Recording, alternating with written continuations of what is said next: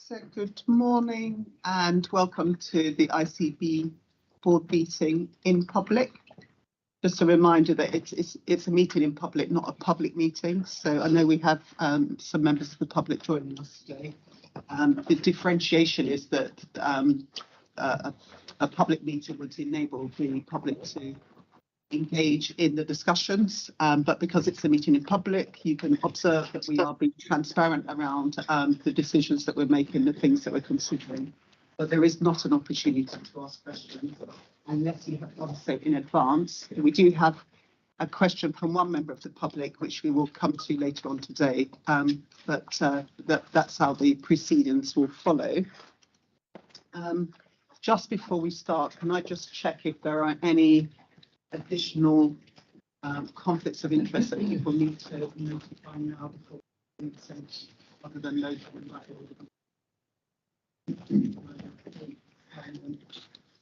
no. And then I'm going to work through the apologies.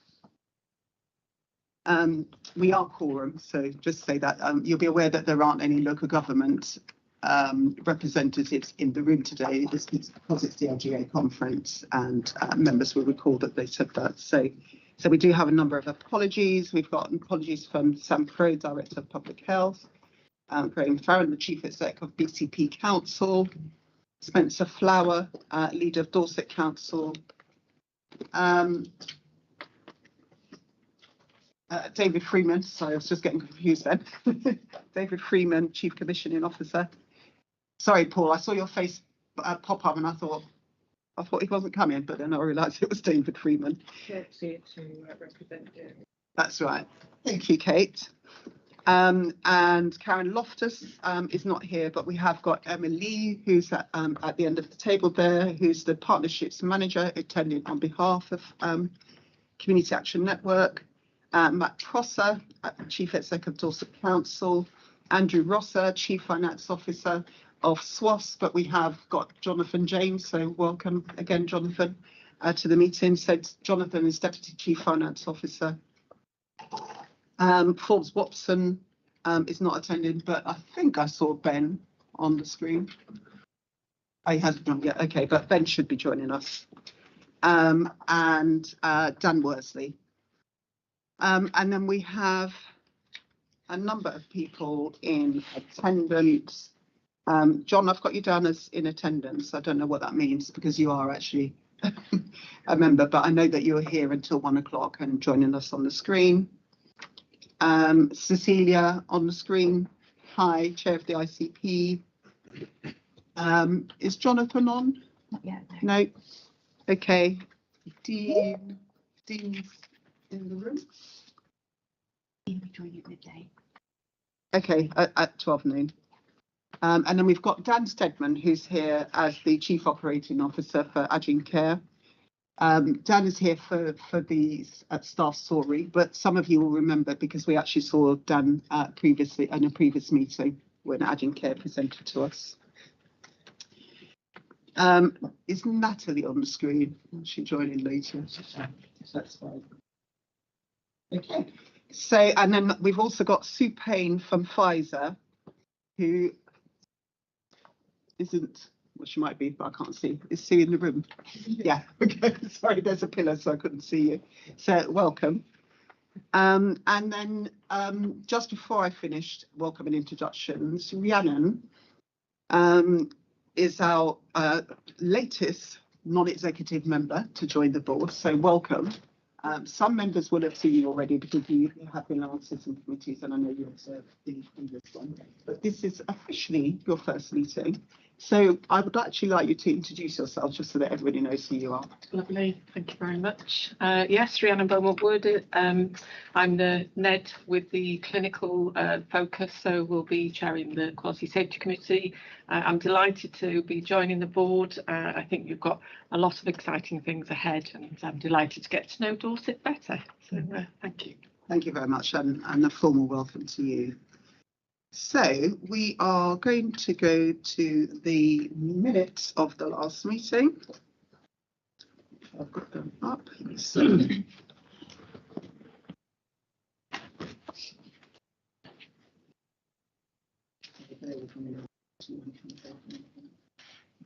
Okay. So the minutes of the meeting that was held on the 4th of May, and I'm just going to go through, turning the pages for accuracy. So page 1, I will take as read, unless anybody else says anything, because it's just the name of attendees and apologies. So page 2, page 3, page 4, page 5, page 6, 7, and 8. So as there's been nothing raised, I will take that as everyone agreed that they're an accurate record of the meeting. And then we don't have any actions because the actions have been completed. So that then moves us on to item 2, which is the patient story. And Dawn, can I hand to you for the introductions now? Thanks, Jenny, and good morning, everybody. So we have a staff story today, and I'm very pleased to welcome to have Dan from Agincare, who has been part of this development of this staff story, and like to thank Dan for his involvement. So this staff story, as a board, we know the value of quality, affordable housing as a determinant of health. We also know the importance of affordable and key worker housing as a factor in attracting and retaining our workforce. And as a system, we're beginning to join together to tackle some of these issues, particularly the need for key worker housing. Last week, or it might have been the week before now, saw the launch of the white paper, a people-driven approach delivering NHS homes, which gives opportunities to unlock the use of NHS estate for key worker homes. Today's staff story is a gentleman called Joju, who works with Dan at Agincare. Joju is a nurse and now works in an operational management role. And Joju's going to really bring to life his experience and the impact that quality, affordable housing and how Agincare works with that was able to help him come to Dorset and stay in Dorset. So we'll watch the video and then Dan will come in. Thank you. Please.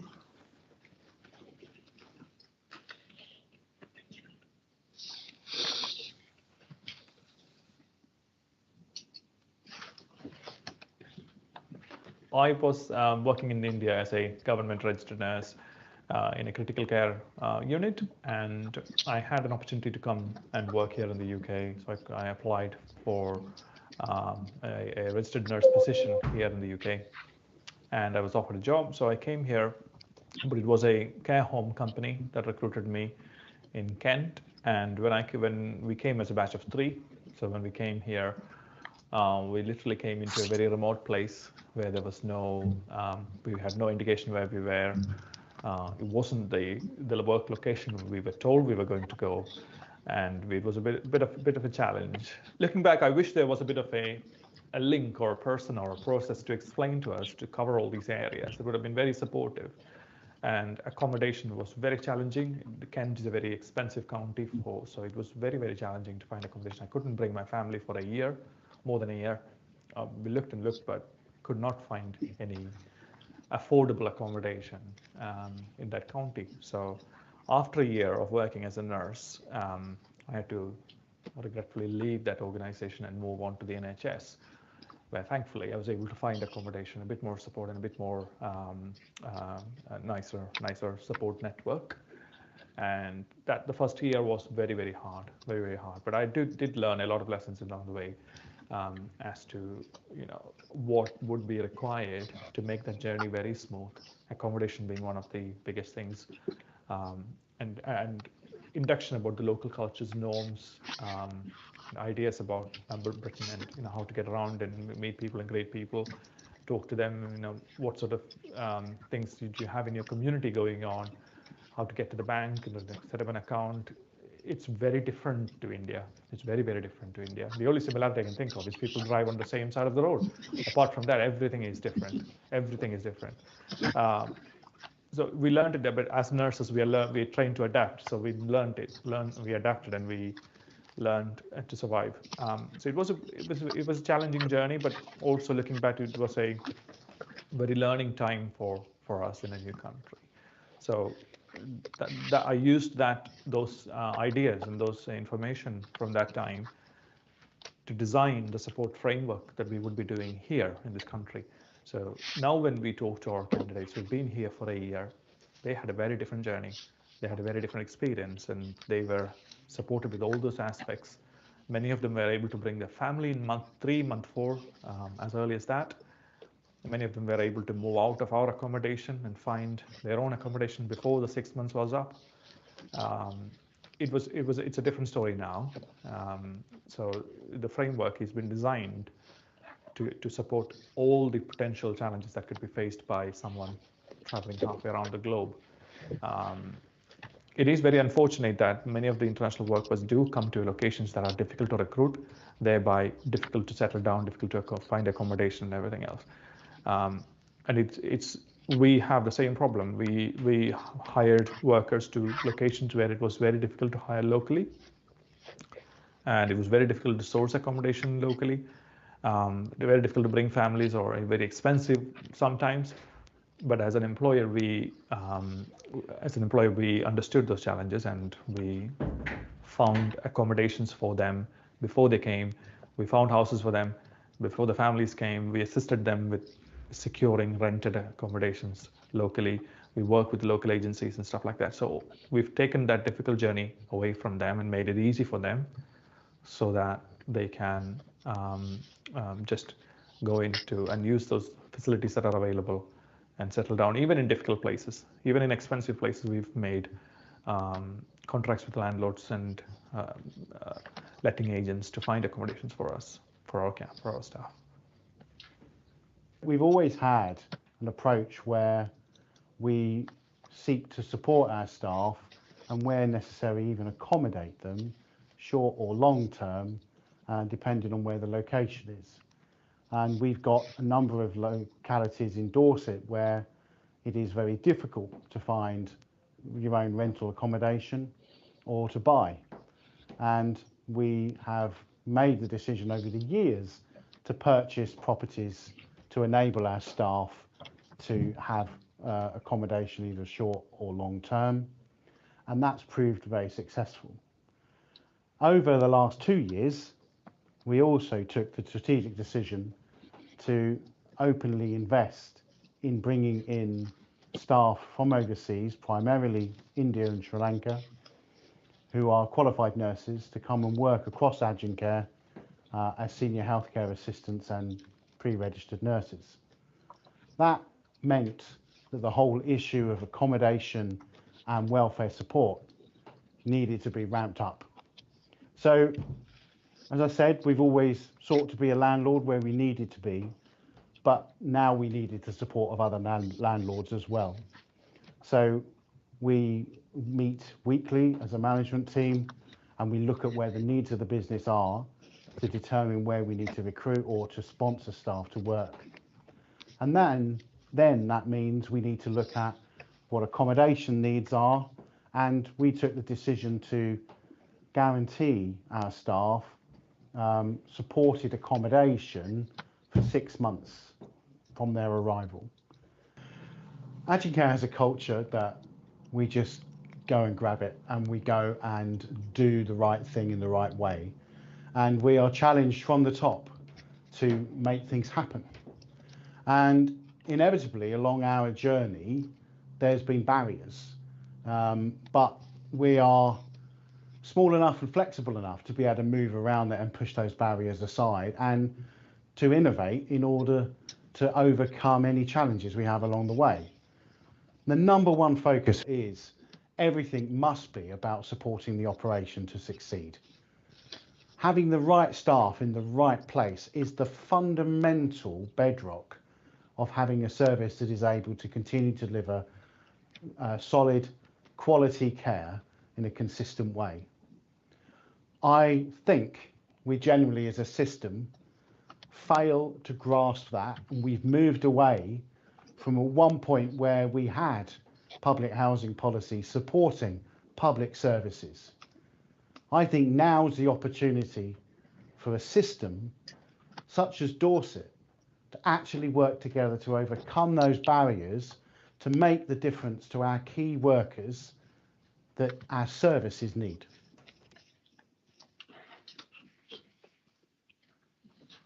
Thank you. I think I'm going to stick to radio. It's the first time I've seen that, and I now know why I elected not to. But I think I have worked in the public sector as well. Many years. I've worked with Jenny for many years, and I know the problems. And I've worked in different parts of the country, and the problems are the same everywhere. What has been enlightening for me coming back into the private sector is that if there's a problem, there's a short decision line, and the decision maker is also the purse holder, and we made things happen. And it's been quite exhilarating to be able to take an idea and make it happen quite quickly. But that doesn't need to be something that is the preserve of the private sector, I don't think. And I think as a system, as I said at the end, a bit of a call to action now, I think, is that what we're hearing from our staff, and I'm not just talking about those we may bring from overseas, I'm talking about staff who wish to move to our area, who want to work in the community field, who want to go and serve in an area where it's hard to find accommodation, but can't. And we should, I think, system-wise, be knocking down those barriers to enable us to be able to support people with key worker accommodation, whether that's on a temporary basis to help them find their feet in an area, or whether it's on a more permanent arrangement. And we need to be innovative. One of the things we found to be a major enabler is the guaranteeing, because we haven't had a default yet.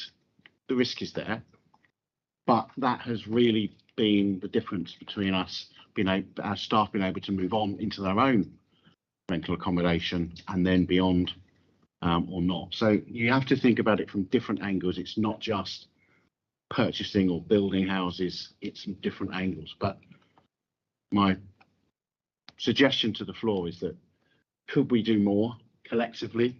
Could this board be the driver towards making ideas a reality, and for it to be a consistent legacy for the workforce for the future? Happy to open up to the floor, Jenny. So that was a useful end, because I was going to come back and ask specifically what you would want the board to do on this. So just before I cover that, though, what you have got here is a willing and engaging board around this agenda, because it was something that came up on our agenda, and we asked for some work to be done on that.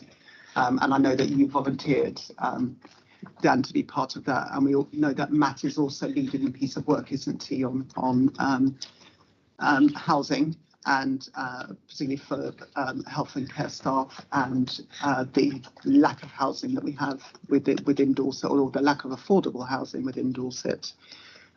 So I think there's a commitment here to that. What you presented in the video was some of the things that Agincare have been able to do to overcome some of those obstacles. So my question was going to be, what specifically do you want from us? And what I've just heard you ask is for us to be the real driver around that. So I'm sure the board will want to commit to that. But before we get to what the next steps are then, and any actions, let's go for questions or comments around what people have seen and heard. And I'll go to Matthew first. Great, thank you. Thanks for sharing that. So I'm Matthew Bryant, Chief Executive at Dorset County and Dorset Healthcare. Sounds like you and your team are doing fantastic work. And in our organisations, we've also got a lot of work going on to support people for the first 6 months of arrival, and ranging from housing to helping people get bank accounts and all of that. So I'm always interested in opportunities to work together and share good practice. But I guess the really or the more unknown part of this is almost what you do for the longer term issues. So the first 6 months is not easy to sort out, but the pattern is there, and the needs are really clear. So I'm just wondering what your thinking is around longer term models, around supporting people over multi-years or through their careers. I think it needs to be multi-channeled, really. I think you can, as I said, give them the springboard into their own destiny, getting their own rental property, for example. We've also got into some arrangements with some landlords where they would give us and our staff some preferential treatment. Should we say to them, we would say they're employing us, I'm not talking about people who have come from overseas. I'm talking about sometimes people locally as well.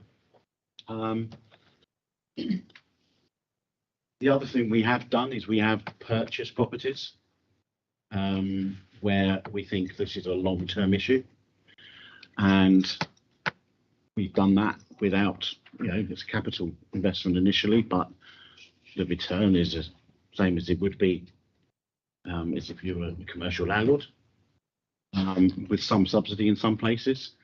But it can be something that is not weight on the public purse, but it can be something that enables the consistency around a particular location. So in some of our care homes, for example, in rural areas, we may have 40 staff and we may accommodate 10 of them more locally. And what that does as well, let's not forget, it's not just about the benefit to them as an individual. There's a real benefit to the team around stability. So people are not making economic decisions about their career that's primarily economic based or practically based. We've taken that away from us. That Maslow hierarchy of need is sorted there. And also, when it's tied with the employer, there is a benefit there as well. Tied accommodation isn't a new invention. I think the Doomsday Book mentioned it quite a lot. It's tied with the work. So that in itself creates a lot of stability, and then they put roots into the community. So it's a mixed bag. That's really interesting. If I may, a quick follow-up, I think it's that longer term issue that this board has got the potential to engage with in a really creative way. And I just wonder, and this might be pushing the boundary of what's realistic, but if you look at housing models, you do get housing. We've got quite a few examples in Dorset where planning permission is granted, and there's a commitment that the value of the house is sort of kept a percentage below the market rate for local residents of villages. And I guess there's a question for me about whether you could explore that principle for key workers. So if we want key workers to live and be part of our communities, we've got to provide the housing for key workers to be at the heart of our communities. And what might we be able to do with our local authority partners to achieve something like that? Thank you. Really helpful presentation, and recognising this is very focused on the housing element, which, in that sort of Maslow's hierarchy of need, shelter being a really important point. But it's sort of building on, the longer term point, other than the housing element. In terms of our internationally trained health workforce, we know that many of those other factors will be the things that help people to stay. And what I mean by that, I guess, is that sense of belonging. And actually not just in terms of integration with communities in Dorset, but also being able to still connect with cultures of origin. And I think, what's the role in this in terms of ensuring, however that might be realised. I know, for example, nurses have the Indian Nurses Association, for example, that's in a work context, but there'll be similar things. So I think that what's the additional elements that need to be the wraparound as well as the kind of the housing asset itself. Do you want to come back on? Yeah. Should I come back on that? Yeah, and Rhiannon, absolutely, I'm in agreement with you on that. And again, as a board, we've seen staff stories which particularly highlight that those needs and that pastoral support. And as a system, as a result of as part of that focus and a focus by our partners, we've got some pretty strong not only plans but delivery around that element. It's not perfect, there's still more to be done, but there's definitely a focus and a commitment to pastoral support, cultural support, and doing that as a system. The video with so Joji's experience as an internationally recruited staff, this might be the wrong language. It's almost a red herring. The purpose of the staff story is around the is around the importance of that basic need around accommodation, and the comments from Matthew about how we as a board look at the longer term solutions to this is the bit of the jigsaw that more traction is needed on, because there is a commitment, Jenny. We talk about this. Are we maximising that commitment and turning it into a long-term thinking about what we want for the people of Dorset who are our workforce?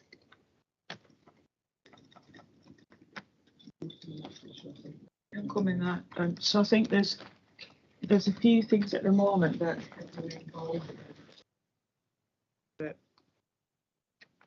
focus on some of these areas. The Dawn's part of a national programme with the Department of Health, the Department of Local Government and Communities, or Levelling Up, I don't know anymore. But we're part of that piece of work, and that's looking at how we use NHS estate to provide housing broad sense, because we need to start to think about that. If we're going to move into a space of prevention and early help, then we should be thinking about expanding NHS estate for treatment, because we should be getting on top of that journey, and we should be using it to commit to social value principles. So there's that piece of work happening, and actually I think we're in phase 2, aren't we, of the go live with some of the solutions. And then there's the broader conversation around affordable housing with our local government colleagues, and Dorset Council at the end of this month are going to publish their housing strategy for consultation. So we need to make sure that we're all engaged in providing feedback to that. I think when we talk about how do you create a sense of belonging and the cultural fit, there is something about the way we do pastoral care, but I think it's broader than that. So we have a multicultural network across Dorset, and we need to think about how we connect some of our overseas recruits into that network, so they feel part of the development of that, because it particularly looks at cultural cohesion. But I've been part of one piece of work that Bournemouth Council have been doing, which is the Cultural Compact. And that Cultural Compact is now found a home within the Arts University of Bournemouth. And I think, whilst it's a good piece of work, it needs to do more on thinking about culture in a broader sense than just what we normally see as middle class connection to the arts. So I think we need to think about how we engage with that, and I've already started that conversation with AUB. But last week at our execs meeting, we also had the arts company from Dorset that's financially supported by Dorset Council come to our exec meeting, and that was about their role as a connector of a bit like CAN is for third sector organisations. They are an overarching organisation for all the arts and culture organisations in Dorset. And the conversation we were having was, one, how do we plug them into place so that they're an active participant in the discussions there, because that can, it's not just about cultural connection, it has a really big impact on health and wellbeing. But also, how can we develop a long-term commissioning arrangement with them to do certain pieces of work that connect into what we're doing? And their strategy is wonderful. Quite happy to share the link if anyone wants us to. And it has a very specific focus on the inclusion for marginalised communities and how they're going to use their delivery power to really change that. And David Lockwood, who's heading up that piece of work, was fantastic. Thanks, Patricia. I'm going to take Kay, and then I'm going to sum up and read this on. I would probably, I don't have very much to say because Patricia has said a lot of it. I think this is something that the system as a whole, it's exactly the kind of thing that the system can get to grips with, and the ICP in particular need to be addressing this one with all of our local authority partners, because housing for key workers remains a key issue, has been for many years, and the fracturing of how housing is managed has led, because when I first came down from Scotland to England, I in fact got a flat as a key worker through the local authority, and it was no problems at all. That's led to all sorts of issues, but we need to have a wide partnership that brings in all our various housing partners here to really look at a strategy going forward. And really the ICP in that sense need to be in key drivers of this, but I'm glad to hear that there's already lots of movement there. Thank you. So as Dawn said, and Patricia's indicated, there's actually lots going on, but the specific question from Dawn is about how do we get more traction? So how do we take this forward? What do we need to do to make sure that we get that traction? Because obviously just talking about it's not going to, you know, we're all signed up to this, aren't we? So thoughts? And I think that the Dorset Council consultation will be a really important piece, and for if we're all contributing to that and we have some cohesive messages, I think that that could really influence this, Jenny. Thank you. So you consult as a board. Would you respond as a board? Well, I was just about to ask Dawn that actually. So when you talk about cohesive messages, is there something about the board coming up with a response that can then go to other organisations that they can build on? Is that an option? I'm not sure what the consultation looks like yet and how the responses are. So when we understand that, then it'll be useful to develop a collective way forward.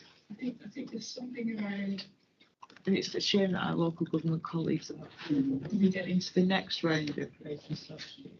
I think there's something about, yes, acknowledging that it's their statutory responsibility to do it, but how do we do more of a corporate exercise rather than being asked to respond to a consultation, because that's very different. Yeah.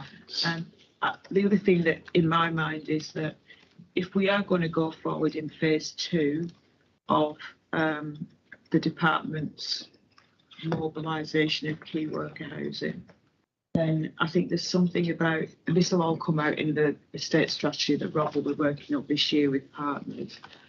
We need to make sure that we're ready, actually, that we've got the business cases ready, that we're clear that we'll be able to do it within our CDAL limit and for the NHS. And if not, we've got other ways of making sure that we can move forward as soon as that green light is given and we're supported public capital. What we don't want to be doing is getting into phase 2 and then realising that we haven't done all the background work and then we could do it. Yeah. I think the co-design is really important, isn't it? Because by far the biggest providers of housing are going to be independent commercial businesses, aren't they? So there's some of them. And that's probably a good point to bring in Cecilia.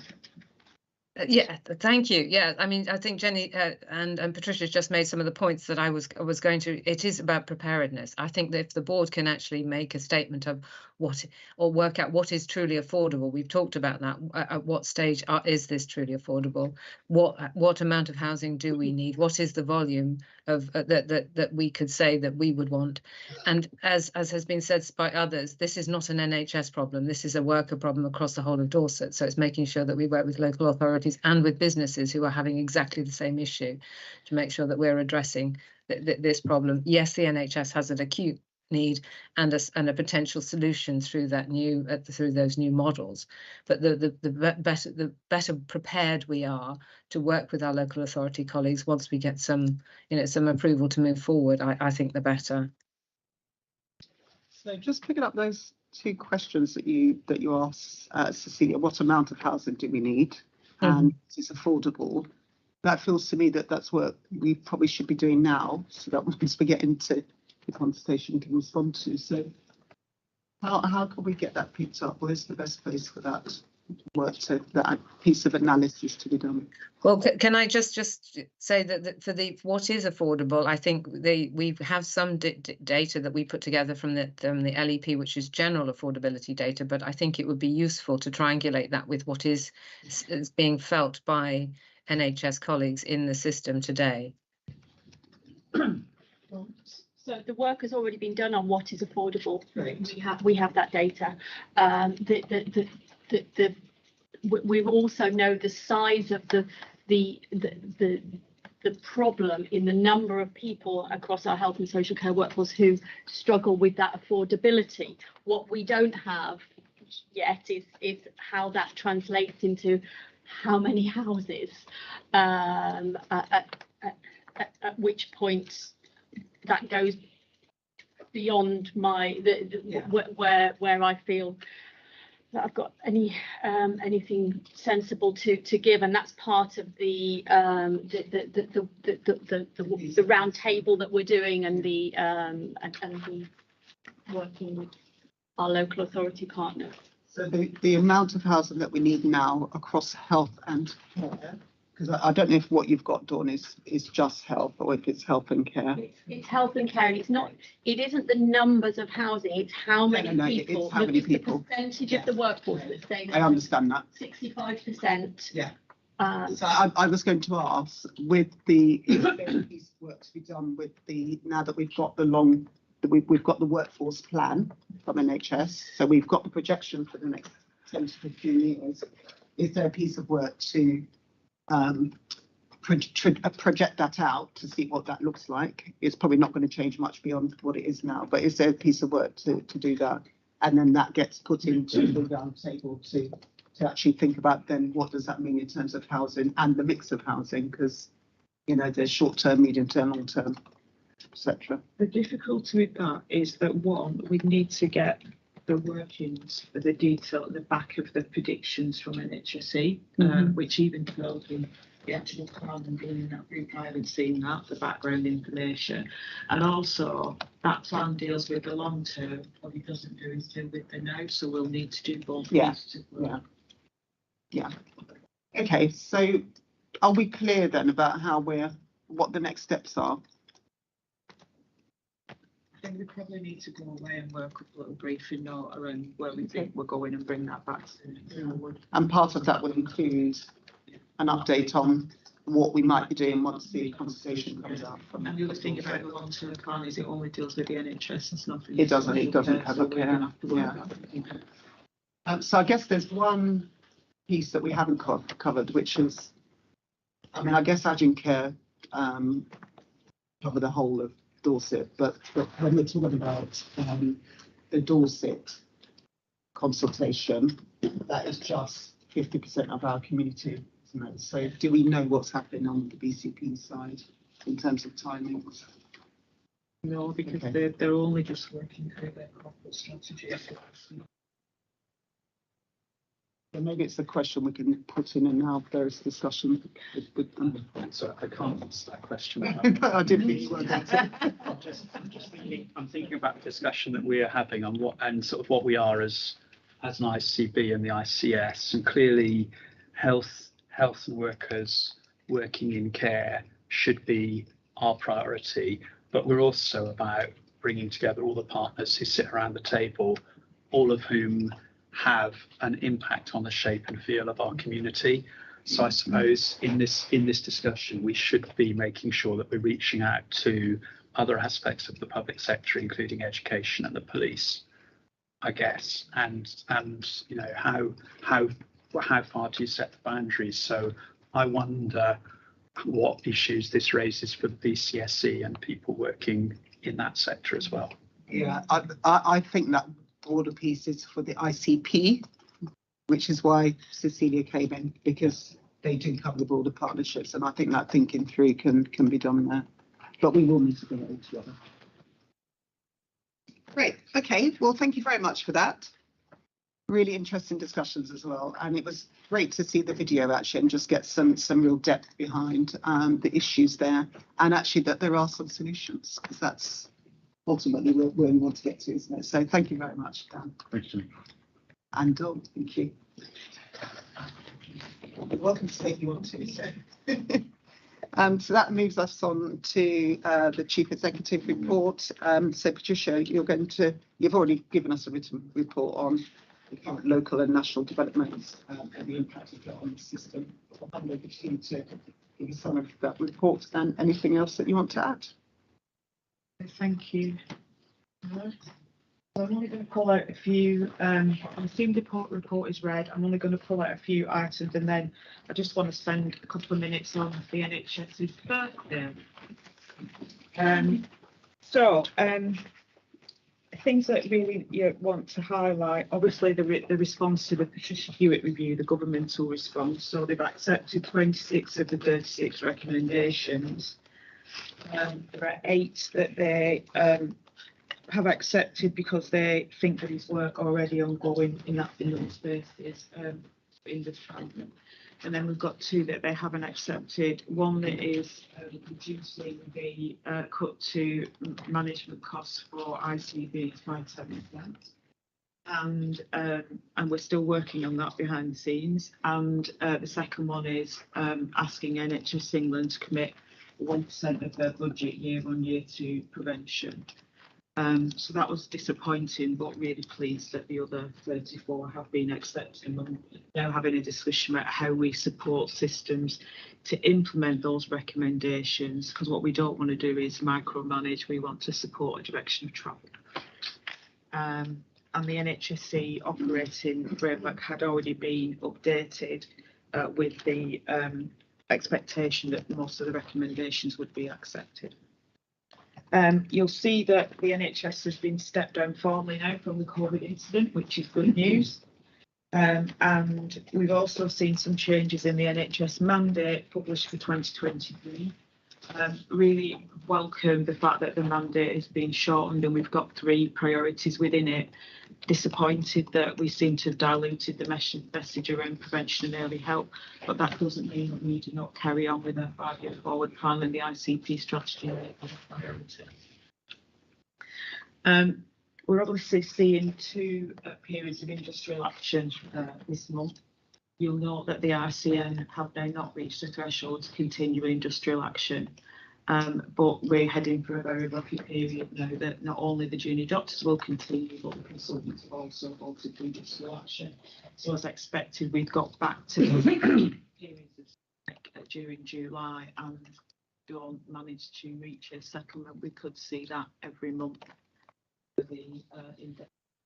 So trying to support government to reach a settlement with medics is now becoming really important. For every period of industrial action we have cancellations, and not only that, we're also increasing our costs because we're having to pay for other clinicians to come in and cover those periods to ensure that hospitals and services are safe. You'll see the NHS long-term workforce plan has been published. Really pleased to see that. I think we still need to do some intermediate work on how we're going to address some of the short-term workforce challenges. And also that if we don't do that work, we will really struggle as an NHS to build in the new training places that are being approved and funded, because we need substantive staff in order to be able to support those individuals and develop. We also had a conversation yesterday with NHS employers about the fact that capital now becomes an imperative, particularly in primary care, because other than workforce shortages, it's one of the primary reasons why we're going to struggle to deliver the national improvement. The primary care estate is no longer fit for purpose, and it's not fit for purpose for training either. So we know that probably in the comprehensive spending review events this year, the NHS will be a focus on capacity. So we need to make sure that we're ready to submit whatever evidence we can in order to make sure we get the right amount of capital to be able to move forward. Our 5-year forward plan, our joint forward plan, was uplifted onto our website and published at the 30th of June. So that's very good news. And NHS England at the end of last month were quite happy for us to make sure we hit the deadline, because they're really comfortable with where we landed in the plan. So the next phase we need to get a hold of now is pulling together the programme briefs, putting the flash on each of those objectives in terms of programme plans. We'll be doing that in the next 3 months, and then by October we should be ready to go live and bring something back to our board development session that talks through what the next stage of implementation is. We have concluded the work with PricewaterhouseCoopers on our place development, so our place teams now are really clear on what they do in terms of their mandate. The next stage now is to get those place leadership teams up and running, and the leadership being provided by local governments to get on with identifying place teams from local governments, and we can move forward with those plans. Our Weymouth Research Unit opened in June, which is a really fantastic achievement. I know we've got research hubs both in the east and the west of Dorset, so that was a great moment for us. We've got changes to our political landscape in both, particularly in ICB, where we've now got a coalition, but a predominantly Lib Dem led, and Vicky Slade is going to this council leader. They were developing their corporate strategy in the last couple of weeks for us to start to see how that aligns with the ICB strategy, and how we can work together going forward. And then we've also been fortunate to have a number of CQC inspections in our system over the last 2 or 3 weeks. One way to describe it. Oh, yeah. Very fortunate. There's been a lot going on. And yeah, inspections of maternity at DCH and a more full inspection at UHD, with well-led concluding the inspection process towards the end of July. And then we'll start to see reports from the CQC and understand where they think we've got areas for improvement that needs to be tackled. So that's the main body of the report. There's lots of information in the subtext around different updates from individual partners, if you want to pick any of those out. I just wanted to reflect for a couple of minutes on the NHS's birthday. There's been a lot of media coverage on this. Yeah, as always, when the NHS has a birthday, some of the principal headlines are, will it survive? So I'm not going to focus on that. It's quite depressing. But we'll just want to recognise a few moments in the NHS that have been pivotal, and actually some reflections on where we need to go next. So when the NHS was established on the 5th of July 1948, it's worth recognising that it was the first of its kind, as in a service that was funded through taxation free at the point of need and delivery. And I'd still say that's very much the case. There are variations of that model, but not something that's as pure as what we've got. And there are some developments that the NHS has made, not just first in the NHS, but first in the world and in Europe. And we concentrate so much in the media about the things that it's not doing that we tend to forget some of the fantastic things that it has and continues to do to be at the front end of international research. So in 1953, 2 Cambridge University students discovered the structure of DNA that has led to so many developments internationally, and is now the principal foundation for some of the DNA mapping and genomic work that we do in order to tailor treatments for individuals for cancer. And I've no doubt that in the next few years, that will be how we manage prevention, where we pick up DNA traits within individuals and families where they're likely to get certain diseases, and that will be the forefront of our work on prevention. 1956, we had our first kidney dialysis performed at Leeds General Hospital. We need to stop doing that, please, colleagues, because there are only 2 reasons why anybody gets kidney failure that's unavoidable. So our work going forward needs to be focused on reducing the amount of dialysis we do by tackling some of those issues that lead to kidney failure. In 1968, we had the first heart transplant carried out here, the first one in the world by a South African surgeon at the Royal, at the National Heart Hospital. In 1968, we also had Europe's first liver transplant involved at Adam Brooks. And in 1978, we had the world's first test tube baby. 1984, the first heart and lung transplant in Europe. And in 1999, the UK was the first country to use and implement on a widespread basis the vaccine for meningitis variation C.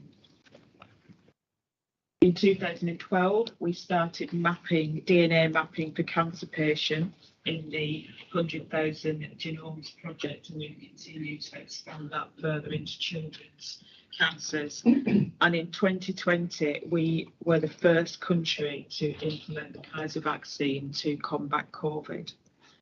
And then in 21, we launched our first new treatment for sickle cell that's been developed, the first one for 20 years. And last week, I was part of a review panel that identified 2 locations, hopefully, where we'll have hyperacute hub services for people so that they won't be treated by anyone other than specialists, which will extend their life considerably. In Dorset, you've done that? No, in the UK, nationally, yeah. And then obviously 2022, the service was honoured with the George Cross by Her Majesty the Queen for contribution to health in the UK. But so those are just a few snapshots of what the NHS has done. And even though it faces a lot of challenges recovering from the pandemic, it's still the single thing that makes people more proud to be British. And I think we just need to acknowledge, first of all, that it doesn't exist in a silo. We can't do what we do without every partner in this room, because no patient that we come across is only in touch with one agency. If we don't work a strong partnership with all of you, the NHS doesn't flourish. So I think the first thing we need to acknowledge that and say thank you to everyone, because it's great that we celebrate the birthday, but we don't always recognise the partnership that's needed to get there. And then what struck me about a lot of the achievements that we've listed in any of the research papers that I've looked at is they're all about response. And actually, while response is good and it's something that we've become excellent at, the future that we need to create needs a very different approach. So we need a two-track approach. Yes, we need to respond as quickly as we can to people that are unwell. And that means taking advantage of all the medical, clinical and digital advancements that are coming along. But we also need to work with partners around this room to create a different type of service that supports people to stay well. And you'd hope that what that leads to is that we do more of keeping people well and less of responding to ill health, because we're dealing with the things that are avoidable. And I think there's something about, as we launch the 5-year forward plan, that we think about how we create that narrative with communities that starts our communities to start to think about the NHS in a different way and not being a catch-all for every illness that people have got, as opposed to being services. Well,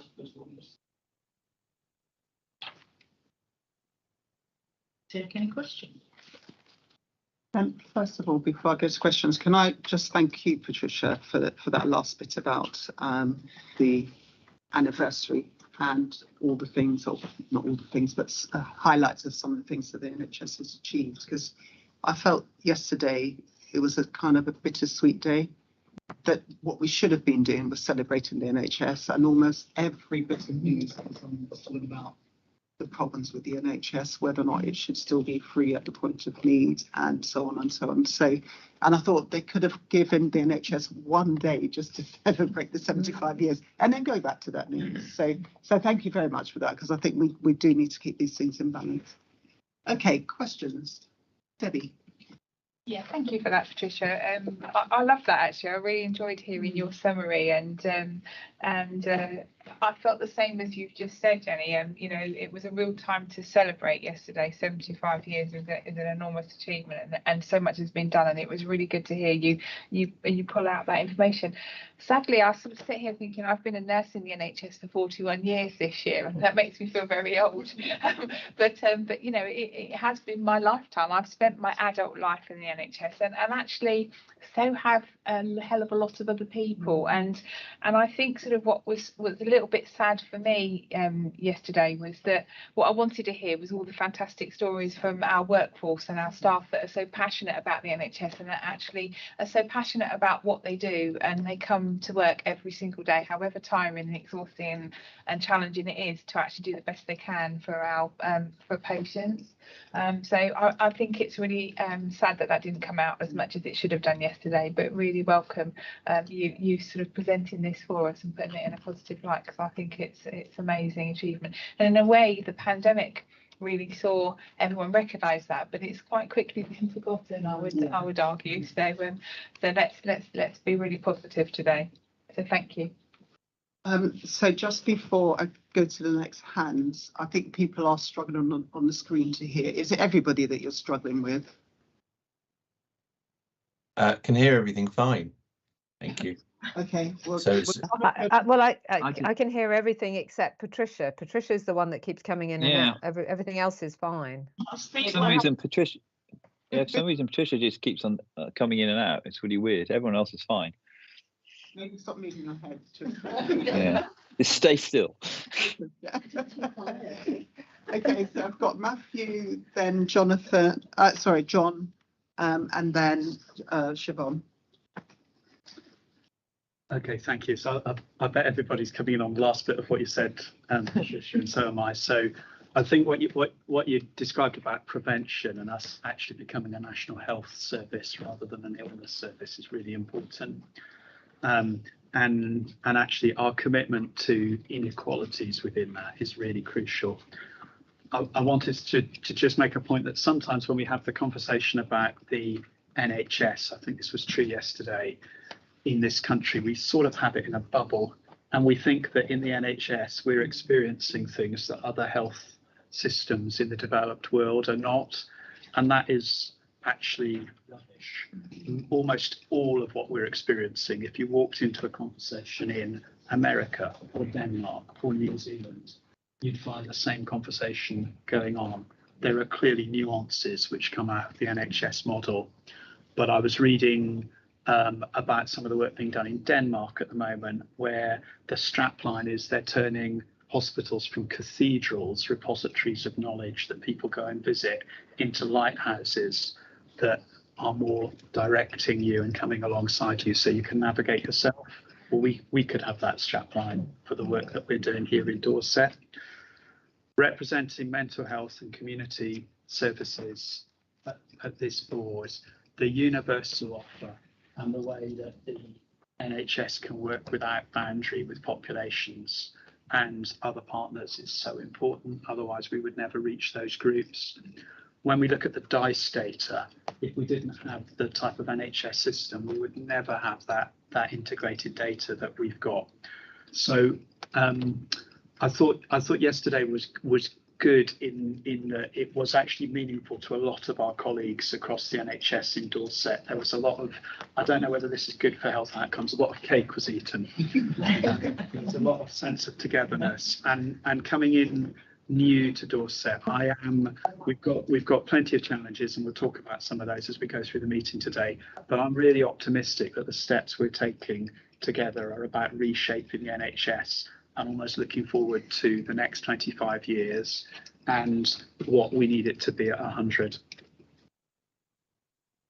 Thank you. John. Yeah, thank you. It's a similar build, actually. I think these moments are times to take stock, aren't they? And I was thoughtful, Patricia, about the contrast of everything going on in the first part of your report, you know, the things that we're dealing with right now, but then also when we look back over 75 years, the transformation, the shift to prevention, if you like. If we were to go back in time and say, what's the depth of our transformation? What's the shifts we could make? Actually, when I hear the list, it feels like it could have felt unachievable at that point if we could get in our TARDIS. So I guess for me, it just reminds me of why we have an ICB. And I do think what it really spurs me on to think about is what are the stretches in the 5-year plan that you've been talking about, Patricia? Are we making the pace and progress that we need to, you know, to make each of these chapters super important? So that was my first reflection. I guess I really like that cathedrals to lighthouse notion. I really like that. But when I think of the NHS, I actually start with the people, not the buildings. So I know you weren't making this point, but for me, there's a real sense around celebrating the communities of people who professionally, you know, make all of this happen every day, and it's their endeavour and their transformation, and how we just seize that community and underpin what the transformations they can deliver. That it's just a reminder of that for me as an ICB, supporting the teams to deliver what they can, not telling them how to do it is just the other shift that I think that was in my mind. Thank you, Patricia. Thank you, Siobhan. I was sitting reflecting at the beginning that Debbie, you and I, it's 81 years together. Well, you know, yesterday I wasn't in work yesterday, and there was a lot of cake eaten, and I just think that is fabulous, and people were very celebratory. Seeing pictures on Twitter of people at the ceremony was just lovely. I suppose my reflection is I'm incredibly proud of the NHS. With all its challenges, with everything you're doing, we've been through this unprecedented global incident. And actually, I see people that inspire me every day, back to John's point about the people who work in the NHS.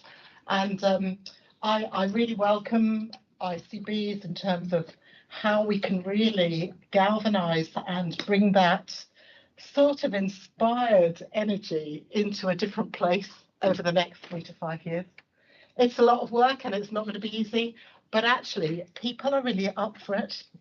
So I feel very positive about that. The second point really is a more detailed point, just on place.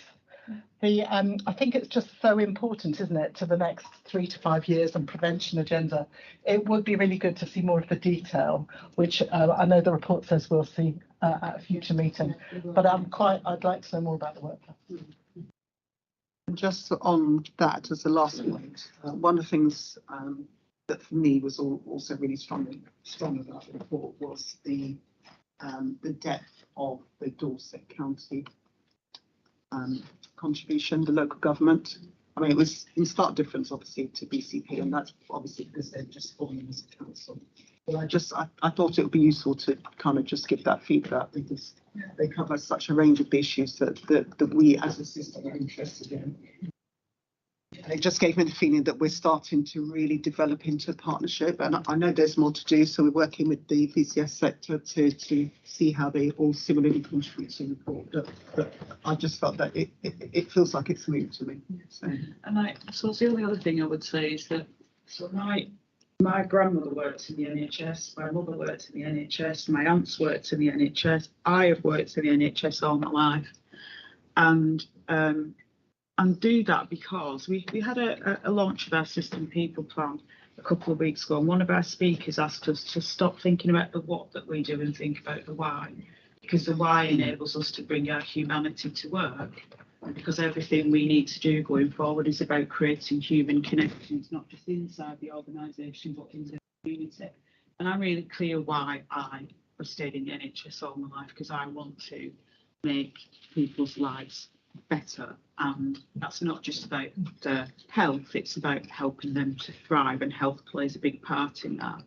And so I feel really proud of the fact that I've worked in this service for not quite as long as Siobhan and Debbie, and yes, it has its problems and it has its challenges, but we should never forget that we are incredibly privileged to look after people when they're at their most vulnerable, and for them to trust us literally with their lives in our hands, and that makes the relationship very special, and we should never take that for granted, because once we do that, we really will be on the slippery slope. Mm-hmm. That's a good note to move on. Thank you very much for that. So we've got 6 committees, and they've all met in the last couple of weeks, in fact. We had a flurry of committees. So the escalation reports themselves are in the pack, but I'm going to turn to each of the chairs, or certainly the people that chaired those meetings, to just give us summaries or highlights that they want to take us through. So the first person I'm going to go to is Jonathan Carl-Brown, Clinical Commission Committee. And there were a couple of things that you wanted escalated anyway to. Yeah, this is quite a few of the things we saw actually coming to this board. So we'll be dealing with the Dorset Support Self-Management contract in part 2 and the 999 lean commissioning or agreement in part 2. So we'll discuss those later. They're basically being escalated because the self-management contract we're happy with. There's no concerns. It's just that it hadn't been evaluated in time for our committee. So we'd like to get the board approval and to go ahead with that. And the 999 lean commissioning was more about just making sure the board was aware of all the potential risks involved in that, and was happy that everything was mitigated. I think the other thing that the committee did, it always continue to do, is to scrutinise the diabetes work plan and make sure that there's a strong focus on outcomes and equality of opportunities there. But generally, that's what we did in that committee. Thank you very much. Any questions or comments? Okay, so can we move on to Finance and Performance Committee? And Jonathan, did you cover this committee as well? I know. I did. I chaired this committee as well. Yeah. So can I ask you to take us through? Yeah. So this was actually the personal healthcare commissioning meeting, but we did also look at the enhanced care services for urgent ambulance services, and we approved an extension to that contract, primarily so that we can align it with a broader procurement next year. Things have got slightly out of kilter, but we were happy with extending that contract. And then we did something which Dan organised, which I think was actually quite effective.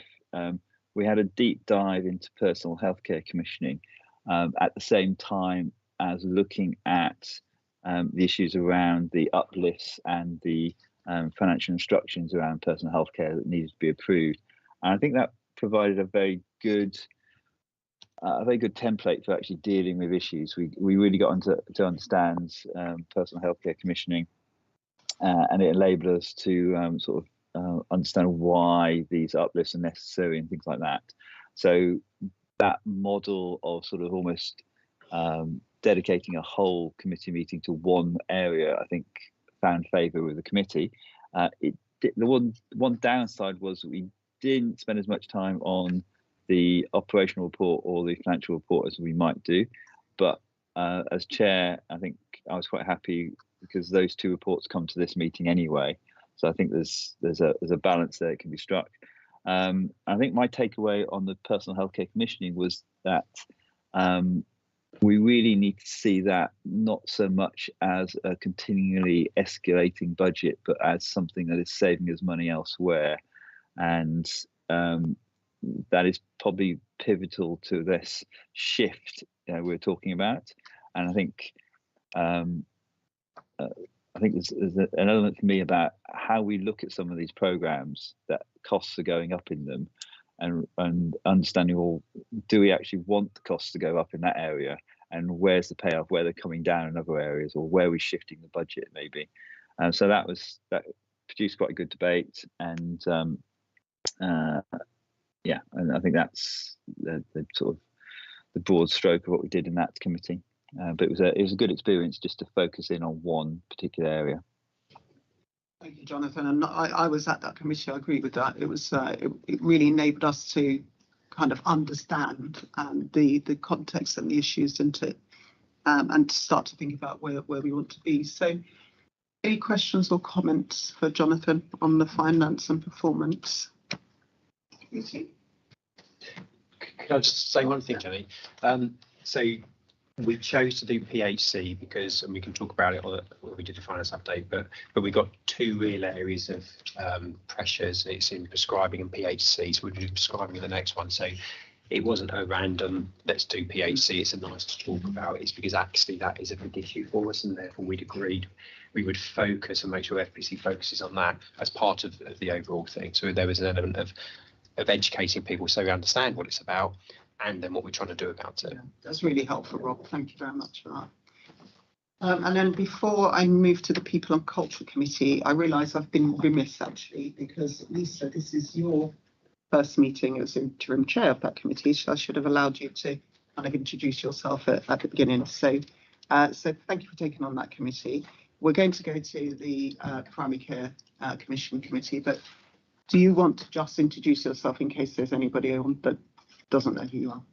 I do. I'm conscious Cecilia's got her hand up. Oh, sorry, Cecilia. Was there a question before we move on? It was just to reinforce the point that Jonathan made. I thought his last remark about making sure that we've actually looking at the cost benefit of the these types of activities, I think is pivotal.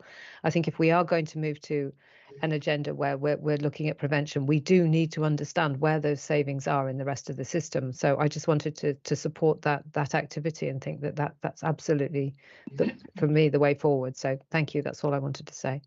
Thank you. Lisa. Thank you. Yeah, Lisa Harwood, so was Associate NED, interim NED now chairing the People and Culture Committee and the Rem Committee. So that's part of the furniture, really. So yeah, people. So first of all, thank you. I just want to say a huge thank you, particularly to Dawn, who was really, really helpful to this rookie chair for People and Culture. I really appreciate your time, Dawn. Didn't feel like a rookie chair. Thank you. But what do you know? What struck me, and I guess as a rookie chair, and not even having attended this committee before, what struck me about this committee was the brilliant engagement from everybody, and it felt like a really authentic engagement. Sometimes committees can feel a bit stuffy. Not at all, mainly because of the really precarious air conditioning system, and thank you Neil, but it felt like really great. So I just want to say thank you to everyone who attended as well, because you made my job really, really easy with some brilliant engagement and really great points. So just picking out some highlights. So we recommended the NHS Dorset People Plan. Brilliant report, this. Really impressed by it, really impressed by the content and the format. And there was a lot of support for it around the table because of that. It took a really complex issue and made a really simple, clear report. We talk a lot about what are the outcomes, what we're trying to achieve, and how can we say that in a really clear way. For me, this was a really kind of great example of that. We also approved an amendment to the membership of the People and Culture Committee and the attendees, recognising it's people and culture, but we didn't quite have a diverse range of people and cultures in that committee. So notwithstanding the fact that there's an ongoing review of the committees, we still thought it was worth expanding that and including more people from VCSE and also social care. So that's something that Dawn's working on now, and we'll get that done. I suppose the other two things that I want to raise are we did send a couple of reports back for a bit more fine tuning. They were good insofar as they went, but they had a number of things that we wanted to pick up on, namely, and I'm really generalizing here, but a little bit more assurance around outputs and outcomes rather than process. So there were a couple of papers that were really focused on process metrics, but not really output and outcome. So I hope supportively we asked the people who have brought those papers to go back and just rework them and bring them back in August. And those two were the Primary Care Training Hub and also the 100 Voices paper that we just wanted a little bit more information. And I really hope that we sent those back supportively. And if that isn't the case, please come and tell me. And I guess one other thing is we did get some papers in that were works in progress. And I know we can't do that with everything because we don't have time, but I found that really useful to have something significant coming to the committee, not as a done deal all tied up with a bow, but actually something that was a work in progress and we could input into that before it got tied up with a bow. And I thought that was really helpful. So I guess that's my feedback. But anybody who was at the committee meeting, Dawn, did I miss anything? I think that summed it up, Lisa, and the response by the people who have been asked to bring back further information and honed information has been well, I can't tell you. They're so energised by the committee taking their work so seriously that that they've gone away with a real spring in their step and see the value of that committee. So yeah, I don't think that was rookie chairing at all, Lisa. It was felt like a good committee. Thank you. So any questions or comments for Lisa? Okay, so Quality and Safety Committee. Thank you. So following on with the theme, and I've been to the People Committee before that, so I absolutely amplify the experience in that committee. So you set the bar there, Lisa. I think it's worth bringing a couple of themes in terms of, I think one of the conversations we had was around reports that go to the committees and then come through to the board meeting, and is there duplication, what's the difference? So I think there's something in all of that in terms of the piece of work that's on the agenda later, because I think there's something that's not quite titrated correctly. That said, an awful lot of work going on, and again thank you to Debbie in terms of not just yourself but your team, and it's great to hear them developing and having the opportunity to present. Obviously we received the quality report, a lot of information in that, and I think that's part of the challenge, isn't it? Is trying to really draw out what's important, what do we really need to be drilling down on, I guess. We did, however, recognise that primary care should not stand alone in a sort of silo. So this recommendation was very much to bring that into the report going forward. I'm aware that the Learning Disability Mortality Review report is on this agenda, so perhaps not to repeat that, but a really strong report, a really great to see, overperforming actually, if we can say it like that, doing really, really well. I think the other bit that I just wanted to probably draw out, but I would say this isn't just for the Quality Safety Committee, it's probably all committees, but I think particularly in the sense of what makes a difference in impacting on inequalities, and I think that's the work still to be done, isn't it, to really understand the interventions, whether they are positively or negatively impacting on inequalities, because inevitably they will be, and I think that's as we mature, isn't it, as a system, as an ICB.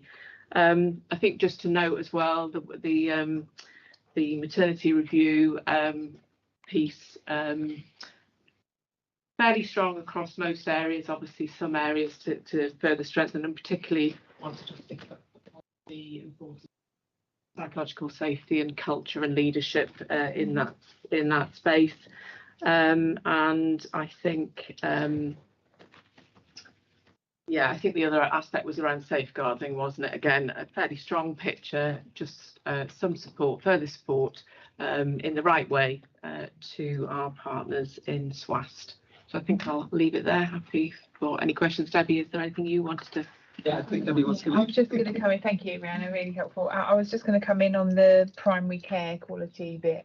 So just to give a bit more clarity to the board. So up to now, we've been doing primary care quality as part of a sort of performance and quality report and contract report that goes to the primary care commissioning committee, and it's almost felt a little bit like a bit of quality at the bottom of the report, if I'm perfectly honest. So it's always difficult to measure quality in primary care. It's a challenge not just for Dorset, it's a challenge sort of nationally. It is really difficult, but I think what we've decided to do and what we felt would be helpful is to actually just take that out of the performance report, if you like, and actually just bring primary care into our quality report, which is about everything that we deliver across Dorset. So and pause it all together in sort of one report that measures that reports on everything in the same vein. So I think that's the right thing to do. We said we'd try and do that for the next set of meetings in August, and I think sort of like everything we've tried to do,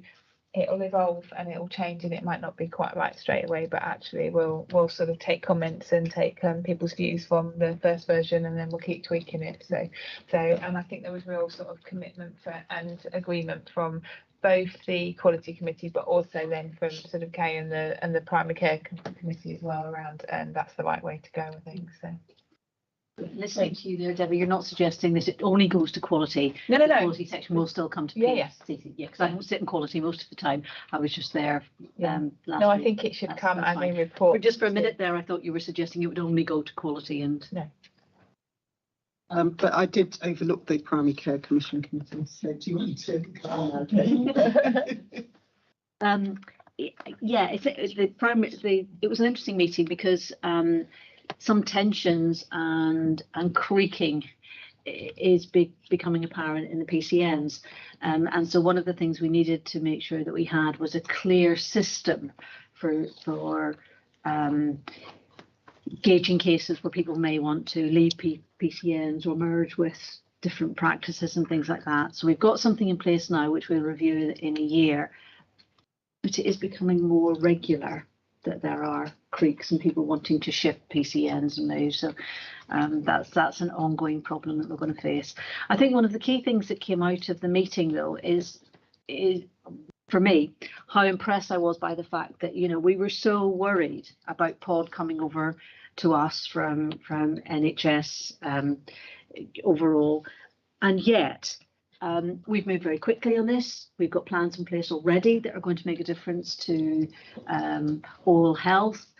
We're beginning to form plans that are going to see primary care as the whole area of primary care rather than just GPs.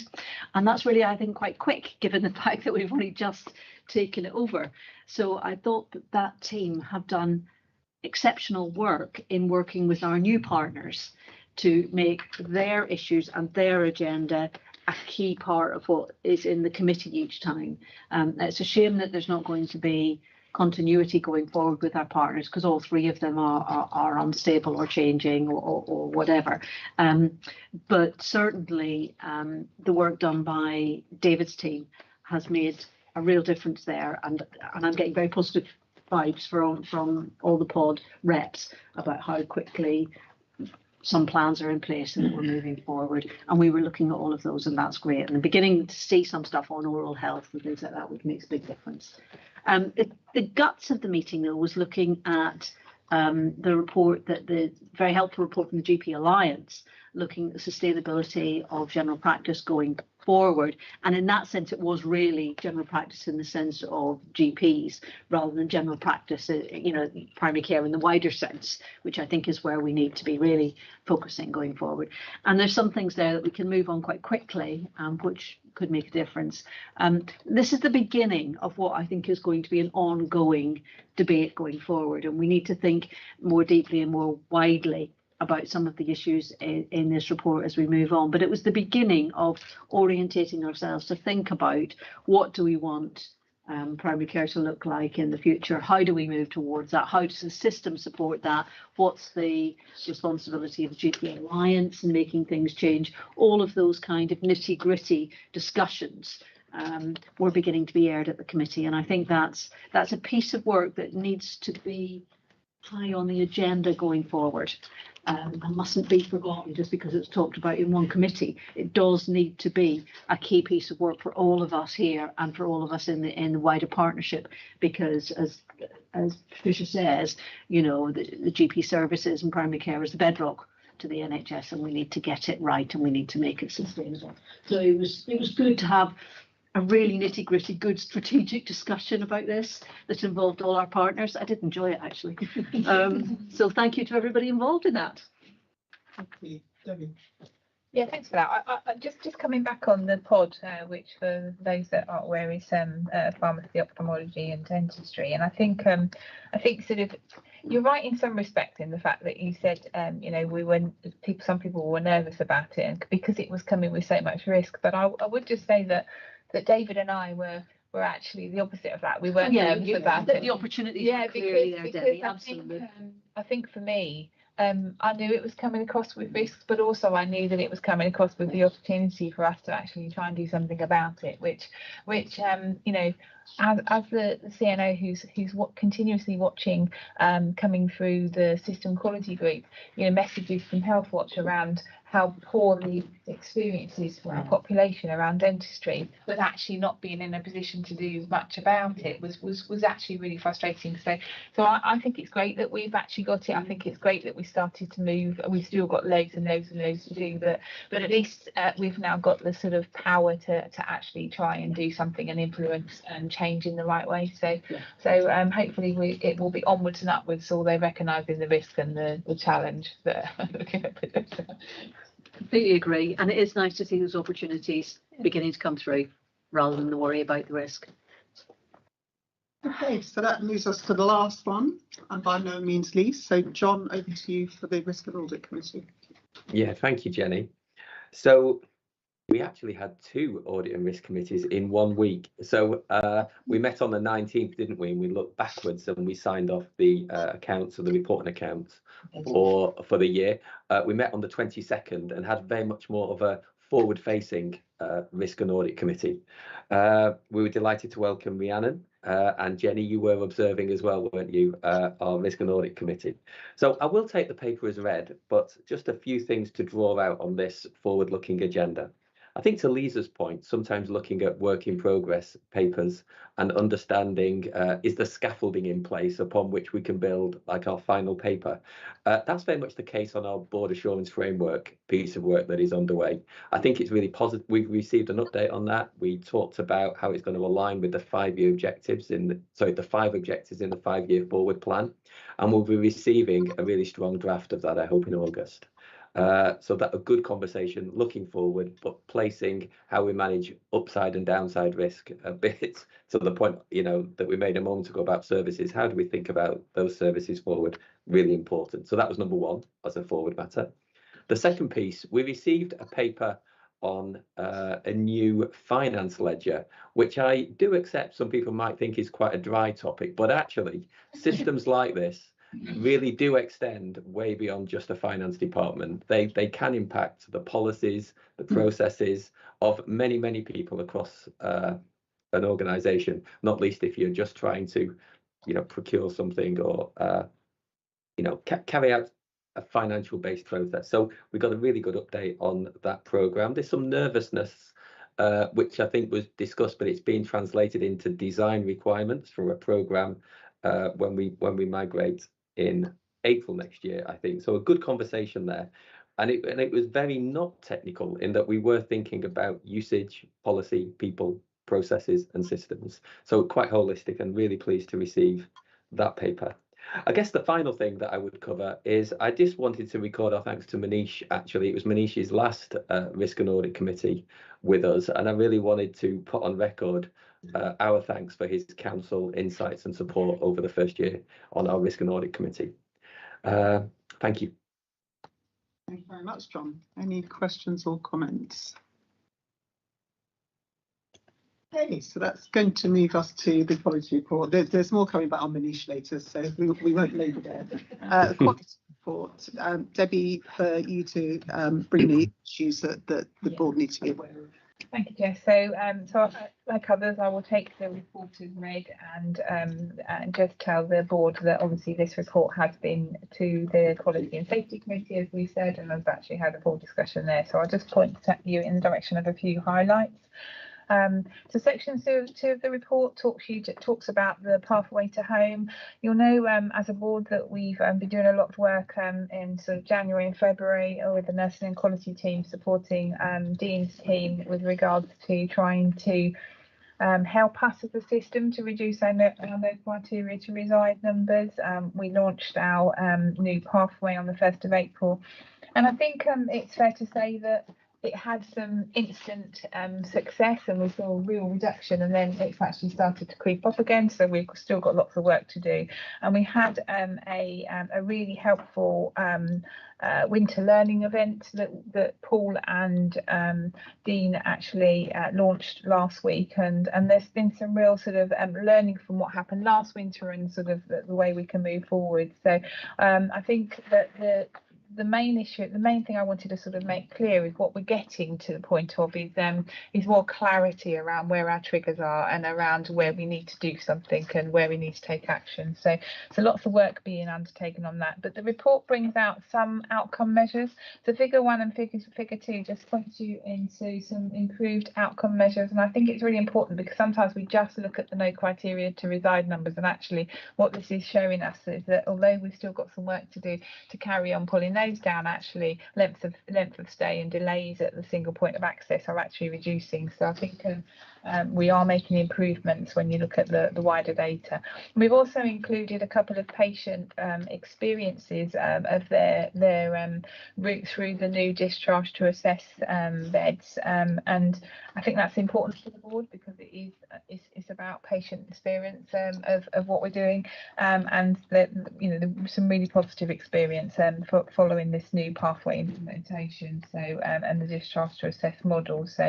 So that's in there for you to have a look at. We've just done the targeted visits to our mental health wards now because they are obviously still the next challenge, if you like, and we are moving on to a multi-agency discharge event starting next 17th next week, I think it is.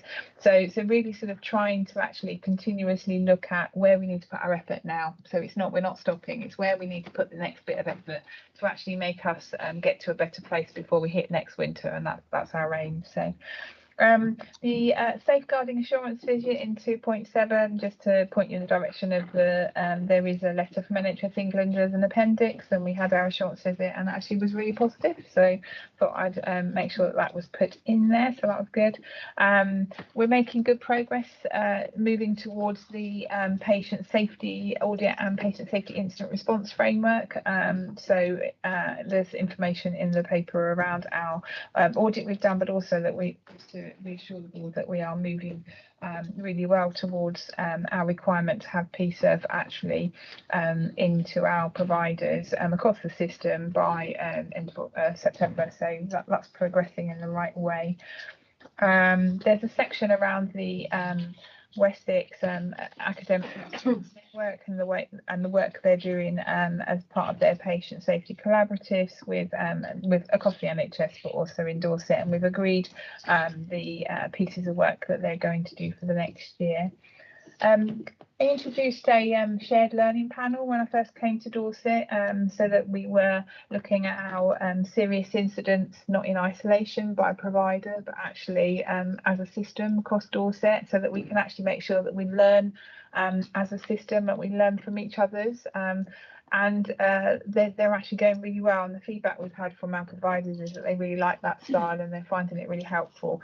It's always good to learn from another acute trust what's gone wrong, so that actually you can hopefully prevent it going wrong in your own organisation. So I think they've been quite valuable. And then lastly, we always put in our quality assurance visits. There historically had been an issue with the community health and eye care provided service because I think when we commissioned it, there was a higher level of activity than was first expected at the point that we commissioned the service, and that led to large numbers last year of complaints from patients.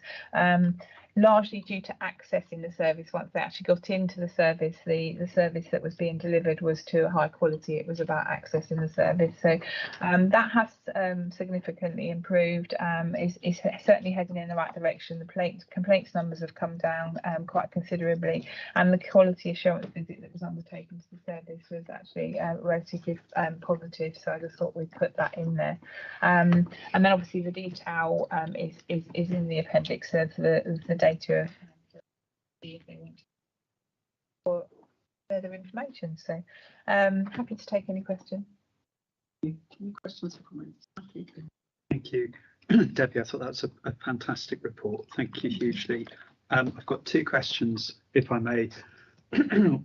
One's about no criteria to reside, and I thought the way in which you described that, the linking it to the patient stories, is incredibly helpful, and thank you for your involvement in making sure that we've got focus on mental health as well as physical health settings.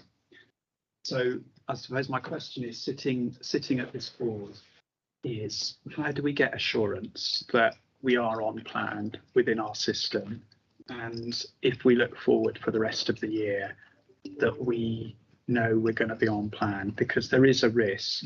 The data that's here doesn't say this, but there is a risk that as we look at improvement data from January to May, of course these numbers improve from January to May because that's some of the dynamics in our urgent care system. But what we need to get is assurance that they're going to be improved to the extent that we need them to be improved as we go through the winter period. And I'm just still in the process of orientating myself around the system architecture, so I'm not quite sure where we look to for that assurance. Is it through the INCOG group? What is the INCOG? The Integrated Neighbourhood and Community Oversight Group. So, Tony, can I also take Rhiannon's question while you're come back to both of them, Rhiannon? Yeah, thanks, Debbie. Obviously, we had a good discussion about the whole report at the committee, but I'm just drawn a little bit to the complaints data around primary care, and I suppose it got me to thinking I'm not necessarily seeing proactive feedback as well as complaints, which I would badge as reactive feedback. And you know, primary care has an awful lot of interactions with the population. I guess I would expect to see more numbers than that. It'd be something we'd be encouraging feedback. So it just led me to, and we may not have an answer right now, so that's fine. But how easy, I suppose, do we make it for people to be able to give their feedback so we really understand what matters to them, and you know, really informing those improvements? So you want to come back on both of those? Yeah, so do one first. So I think the thing with the primary care complaints is this is just the written complaints, the formal written complaints, and I think my response would be that I would hope that, and I think that this is true, that most of the primary care practices actually deal with patient feedback and patients' complaints at that sort of earlier level, so that they don't become formal complaints. And that's what you'd want providers to do, whether it's a primary care or it's one of our providers, larger providers. So I think that this data is purely formal data that at the moment goes to NHS England, because that's the route for primary care complaints. So I do think they do it, and one of the things. Ben is nodding, so he's confirming that's what happened. Thank you. Yes, exactly. And I think I think what we would like to do, and what we continue to try and do, is triangulate all information. The other bit of information you get about feedback is friends and family trust, and again, it's not very helpful for primary care. It's not really a model that really works for primary care, because when you get regular patients coming in every week for their appointments, are they really going to give friends and family feedback on a weekly or twice weekly basis? It just doesn't quite work. So I think with regards to primary care, it's really important to triangulate all information that we get back, feedback in all different ways, and we'll try and do that. And I think when we do our primary care quality into the bulk of the we'll try and find a way of doing that a little bit better. With regards to the no criteria to reside, I think it's the urgent care board that will actually sort of provide that assurance for us. I don't think it is this INCOG or INCOG. I think so Dean is the person that will probably need to answer this for me, and he's not here at the moment. Paul's there, but we've got we're reviewing the no criteria to reside numbers literally daily, not just weekly, and we had a big discussion about it at the urgent care board this week, and I think all of the proactive work that we're doing in our WIG, it's gone back to, is it?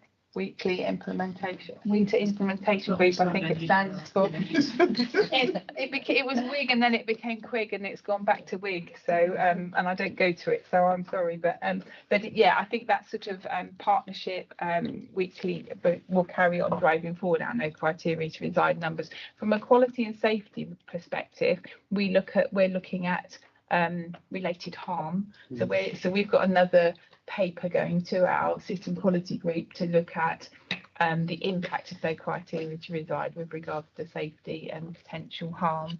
But I think the ongoing progress around no criteria to reside will be through the urgent care programme board and then into SEG for system discussion, if that helps. Yeah, do you want to come in? Are you coming in, or you come in to ask a question? No, just to come in and explain, the Integrated Neighbourhood and Communities Group, oversight group, has the focus on the program, so the development, the transformation side of the discharge to assess and that wider, how it fits into the wider community model. Matthew, so it's part, not really the assurance that will go through the urgent and emergency care. I've got Patricia and then Neil. There's a couple of things in my mind. When we've got the performance for some of the things that we've actually got a baseline for that we've agreed, can we sort of see that alongside it? Because otherwise you can see it's going down, but it's quite difficult to know where you're supposed to land. And then I've got a question, which is, well, two questions actually. What are we doing? And it's probably not for you, it's been probably what are we doing to get our today license down? And the second question is, I'm worried that in terms of dementia, our performance seems to be deteriorating rather than improving. I'll take Neil and then I'll wrap up and I'll leave Debbie for you to decide whether or not Matthew can start. Patricia's first question. Thank you. It's such important. And just go to Matthew's question. We can see these graphs going down, but we all know that seasonally they would expect them to go down. It'd be really useful if we could have the lines superimposed with maybe the mean for the last 3 years, i.e. the percentage fall from January to May, because then we'll know whether we're on our normal season ahead of time. Looking at our digital person over there. Relatively, saying that somebody's not going to do it, and relatively sort of, it would give us that assurance, which the fact that it goes down when the sun comes out. So, yeah. Okay. Do you want Matthew to pick up Patricia's first one, Debbie? Or yes, please. Yeah. Well, in terms of dementia diagnosis, that's a system target, isn't it? We're currently at the latest data is 55.3 for the system against 66.7 as a target. This is a primary care kind of target in terms of where it's collected and delivered. So I guess kind of similar. I think similar question in terms of for this board about where that's done, where what's the kind of group and role we hold accountable, and where do we have the conversation? Think about that. Even though we keep saying that the denominator's wrong, I don't believe it is, because when you talk to Alzheimer UK, they still have a significant prevalence of dementia in the UK. It's not reflected by the number of people that are diagnosed every year. So to take that outside and think. And in terms of out-of-area placements, this is obviously an incredibly serious issue, and with a major quality component to it. So there is, in terms of the Dorset healthcare component, there is a plan focused on reducing out-of-area placements. And not all of that plan is within the control of Dorset Healthcare, because it's sort of similar issues to the no criteria to reside, in part in terms of the delays in mental health settings, which is why the event that you described in terms of the MAID is so important. So again, I guess for me, we need to identify the forum in which that conversation is going to happen. So Matthew actually covered both questions, so you have to first move on forward. Yeah, I was just going to expand a little bit for on that question around dementia. So it's multifactorial. So the dementia working group came and presented to the clinical and professional reference group in the spring with their plan for this year, and actually it was seen as a robust plan. Obviously the significant thing there is whether that plan is delivered and whether it has the impact that we expect it to. But there are multiple elements. There certainly is a primary care element there. There is a public information and people stepping forward and wanting to get attention for their memory and how we manage that, as well as within general practice. And we know which of our PCNs have a lower rate of diagnosis than others. There is also quite a significant wait for people to gain their diagnosis, and very little diagnosis is done within primary care. Virtually all of it is done during the memory service. So I think it's a collective responsibility, because all of these are contributing to that that rate of dementia diagnosis. The group have agreed to come back to the clinical professional reference group in the autumn, where we can sense check what impact their interventions have had. And I'm very happy that we can then ask them to summarise that and bring that through as part of an insight into the dementia diagnosis rates for the board to have a look at, if that would be helpful. Thank you very much for that. And I'm going to move us straight on now to Rob for the finance report. Thanks, Jenny. So hopefully you were spotting the finance report that it wasn't because I knew I was going to sit next to John, but we added in a little piece on the voluntary sector as well. I have said before we want to increase the scope of the finance report. It's not just an NHS report. What was interesting for me, because I didn't know the number, was that I was told that we spend about £18 million generally the VCSE sector, which on the one hand sounds quite a lot of money, but then when you put it in context, so our plan for agency spend across the system is 36 million. And then you start thinking to yourself about, there's outcomes, isn't there? And some of the outcomes are social value, some of the outcomes are more around our acutes and community providers and things. Which then leads on quite nicely to, we had a visit from Matthew Taylor yesterday, and he was talking about social value modelling. And we did talk a bit about the stroke case we talked about last year, where we were looking at the impacts on different areas, including carers at home, and the impacts on their finances around if you have better outcomes for stroke. So that was good. So we kind of put our hand up there as well to make sure that we're included in part of that social value modelling approach and development. And I think, you know, Cecilia, that plays into what you were talking about earlier. Where do these benefits land? Even if it's an acknowledgement only at the moment, that's what we need to start getting into. We're all helping each other. Came clear in just Matthew's responses there as well. You know, hardly anything is linked to one single organisation to deliver anything. And that's what's really becoming clearer and clearer and clearer, even as we're looking at the finances.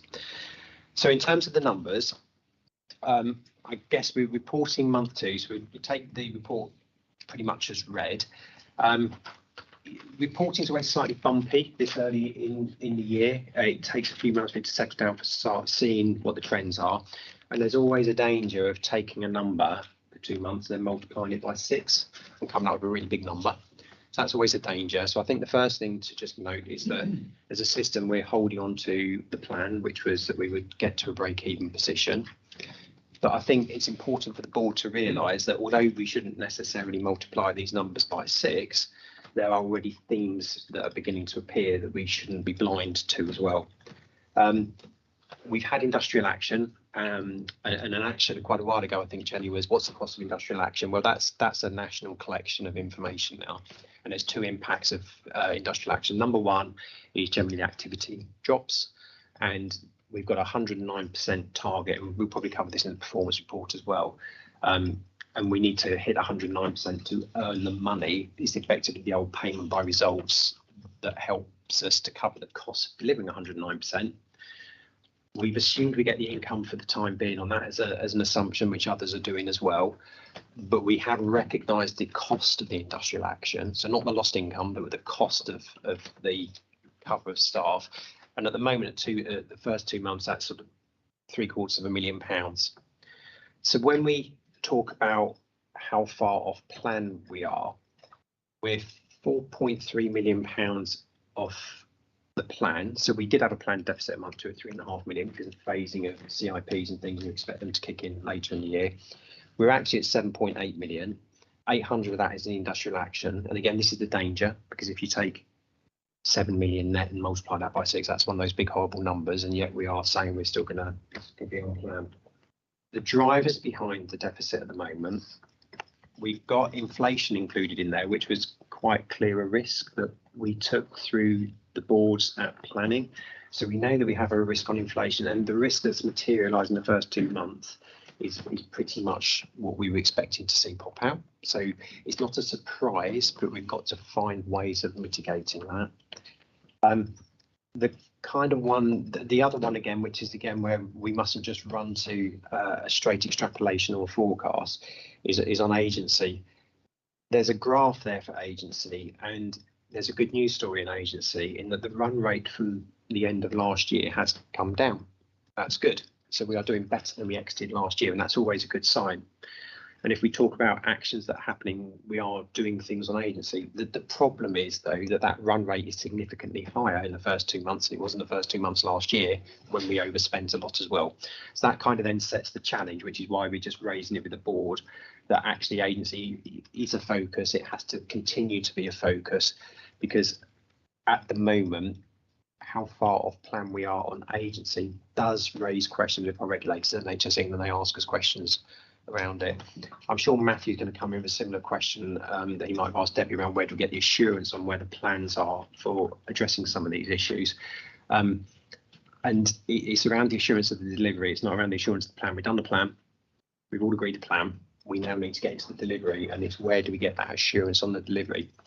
And I think it's fair to say, you know, it's early in the year, and we are looking at all the groups, all the operational groups, and trying to work through, are they assurance groups now, or are they going to be tasked with delivering things, and going through all of those now in a level of detail to find out exactly where that difference between assurance and delivery and ownership of the problem actually sits. So that's an active piece of work that we're doing. We are looking at setting up a kind of a delivery/recovery group. I mustn't say the word board, this is the board as well in the system, where we're going to sort of like come together as a collective of execs across the system with a common purpose of trying to clear the trees to try and find out what are the stoppers, why aren't some of these plans delivering as we would expect them to do. Okay, thank you. John, you've got your hand up, and then Ben. Yeah, thank you, Rob. Really clear. I just wanted to first one I was just curious about. I'm on the finance summary page. I saw that Southwest Ambulances and ICB were bang on in both income, expenditure, zero variances. So I'm just checking from the 7.8 million deficit at P2. Is that the reported position, or is that figures not come in? And I'm just trying to calibrate, is there an underlying risk there? Yeah, so absolutely good spot, John. Forgot that one, didn't I? So on the ICB, we normally don't get a really clear view until month 3. We're just in the month 3 reporting at the moment. Okay. But we know we entered the year with a big risk around POC and prescribing. And that comes back to the finance performance committee conversation about getting underneath. So we understand PHC. So we set them a very challenging plan, budget financially. But what we're trying to do is we're really trying to flush out, you know, every client in that service is getting the appropriate care, right value, all of that sort of thing. And we're not either over caring, under caring. What's the value for money on those sorts of things as well. So that's why we did the finance performance committee. We are seeing the overspends happening, but we were last year as well. And through the year, we found the ways to mitigate it. But it's a bit early in the year to say exactly how we're going to do that. So we recognise it. There are overspends. We'll be updating through finance and performance committee. Okay. How we address those. Jonathan's here for SWOS, so I'll let Jonathan talk. So from a SWOS point of view, we are seeing pressures, but we've seen mitigations as well. So we are actually delivering our plan at the moment in terms of a break-even. So it's a reported position rather than a non-reported. I think as you described. Okay. Well, thank you. So I did notice it, so I thought I would check. And then secondly, on I mean, clearly industrial action has an impact on performance. The performance has an impact on the ERF. Just so I'm clear, so are you booking revenue to the 109% plan, or have you effectively have you provided for some of the lost activity at the end of period 2, Rob? No, we've assumed in discussion with the region that we assume that we've hit our activity target in terms of income, John. So that's assumption. There'll be reconciliations made. We know we've got further strikes. This is a topic that's gonna through the year. So there is also an element of, as long as we're clear of where we are with the activity and what the impact would be, and we follow kind of what's expected of us, as long as we're clear about that, some of that's a bit out of our control, isn't it? So I agree with you. I think that's 100% right. I think it's exactly in that communication, knowing that, you know, our stakeholders don't misunderstand that in any way, that we're accrued at the target level, but performance is under, and therefore there's a risk of repayment of some of that later on in the year. But really helpful report, and thank you for leading on the system position. Helpful. Thank you. Just because of time, I'm going to take the next 3 hands together. And then once we've got your response, Rob, we'll take a break. So I've got Ben, then Lisa, then Rhiannon. Thanks. Actually, John, you sort of covered it. I suppose for me, it was just noting the financial implication of the industrial action, as well as the one on performance, but also, and I think I know the answer to this, whether NHSE have already offered any support in terms of that, given the fact that actually the situation's going to deteriorate specifically with the consultants' industrial action. Lisa?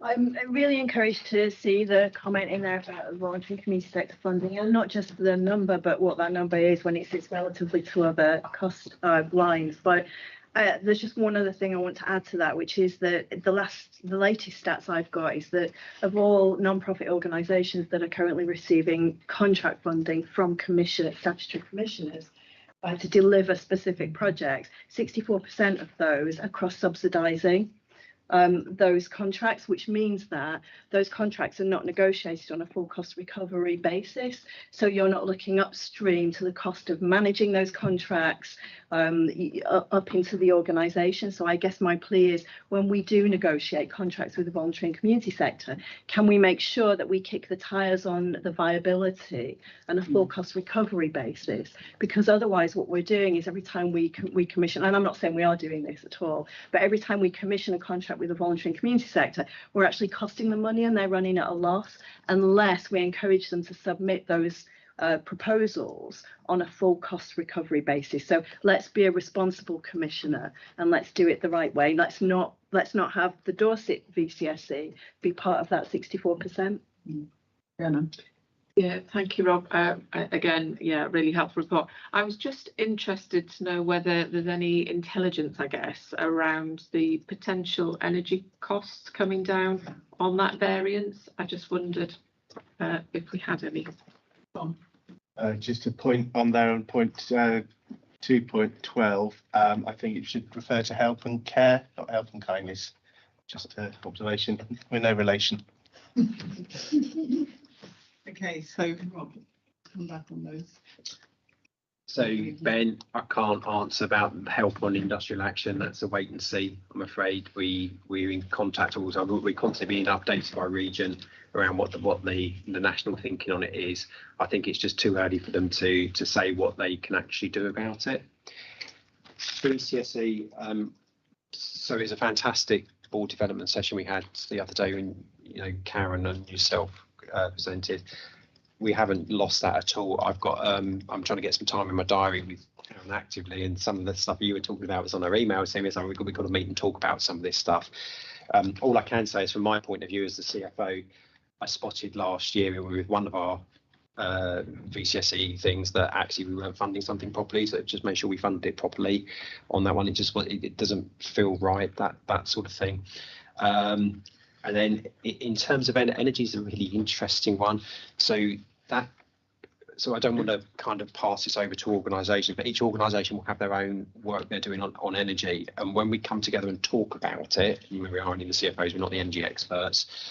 We've all got slightly different positions and doing different things, but we do know that you know, some organisations are actually, it's like your own energy bill, isn't it? You're trying to reduce as much as you possibly can. Can you try and hook it into the green agenda? So it might not be something that's the here and now, but it's the future thing. The problem is, Brianne, that you become like a boiling the ocean kind of thing. So it's like, where do we focus in for the finance effort for supporting this sort of thing? So inflation's an issue, energy's a part of that issue. Do we know something's going on it? And then at what point do we just step back and say, okay, we leave that. We think it's gonna work and happen. So. Okay, well, thank you very much for that. I think we've given all of those some detailed attention. Let's break for 10 minutes. I want to try and get us finished when we need to. So let's take a 10-minute break. If we can be really strict and get back at least 2 or 1 minute before we're due to start on time.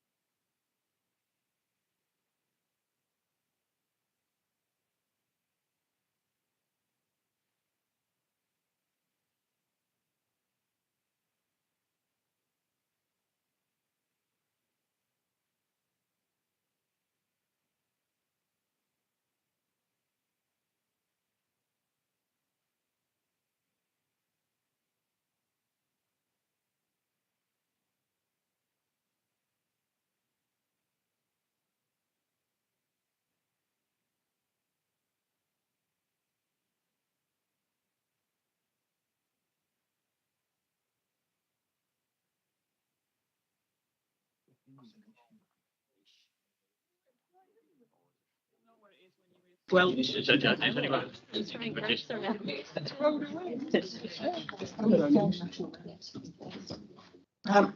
we've now got an update on the asylum seeker accommodation barge that the government is proposing at Portland.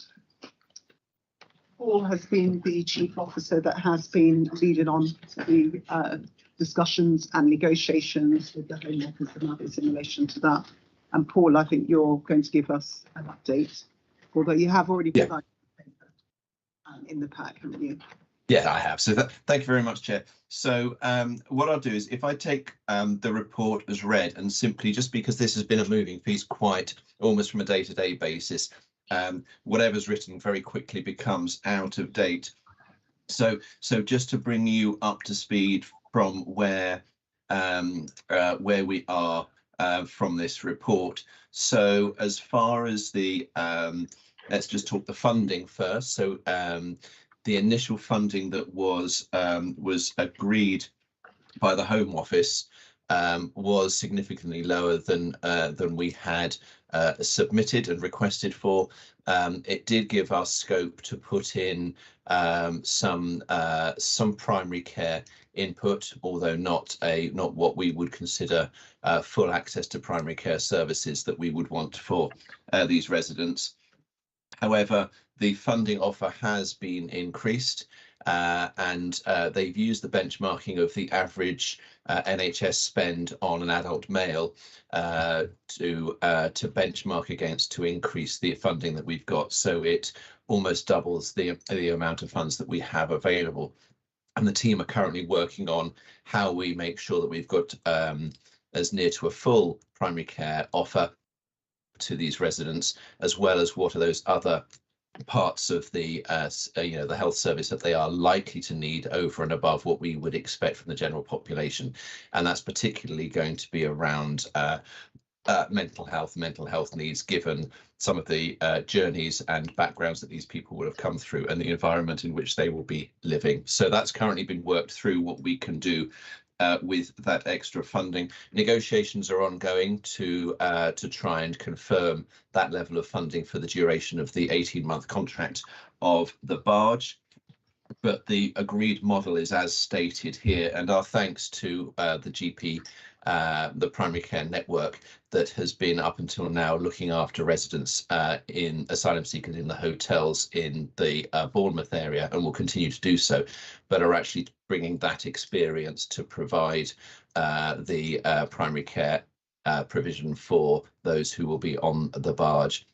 And that's beneficial, I think, for two reasons. Firstly, because there's expertise and interest in this particular cohort, so they are more likely to get the care and approach that they need.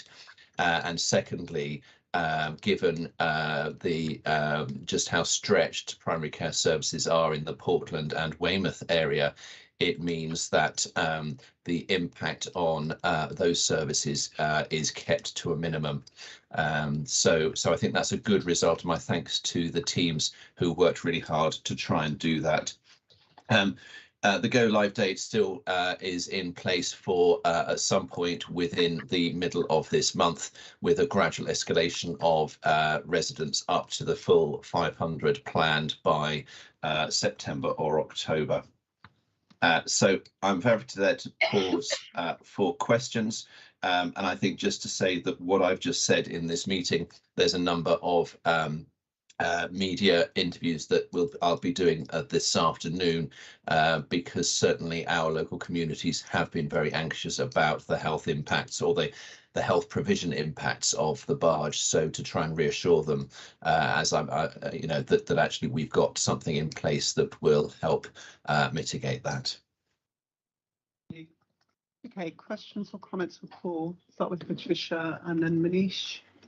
So just first of all to say thank you to Paul, Pam O'Shea and Julie who've been managing this, because it has been very difficult.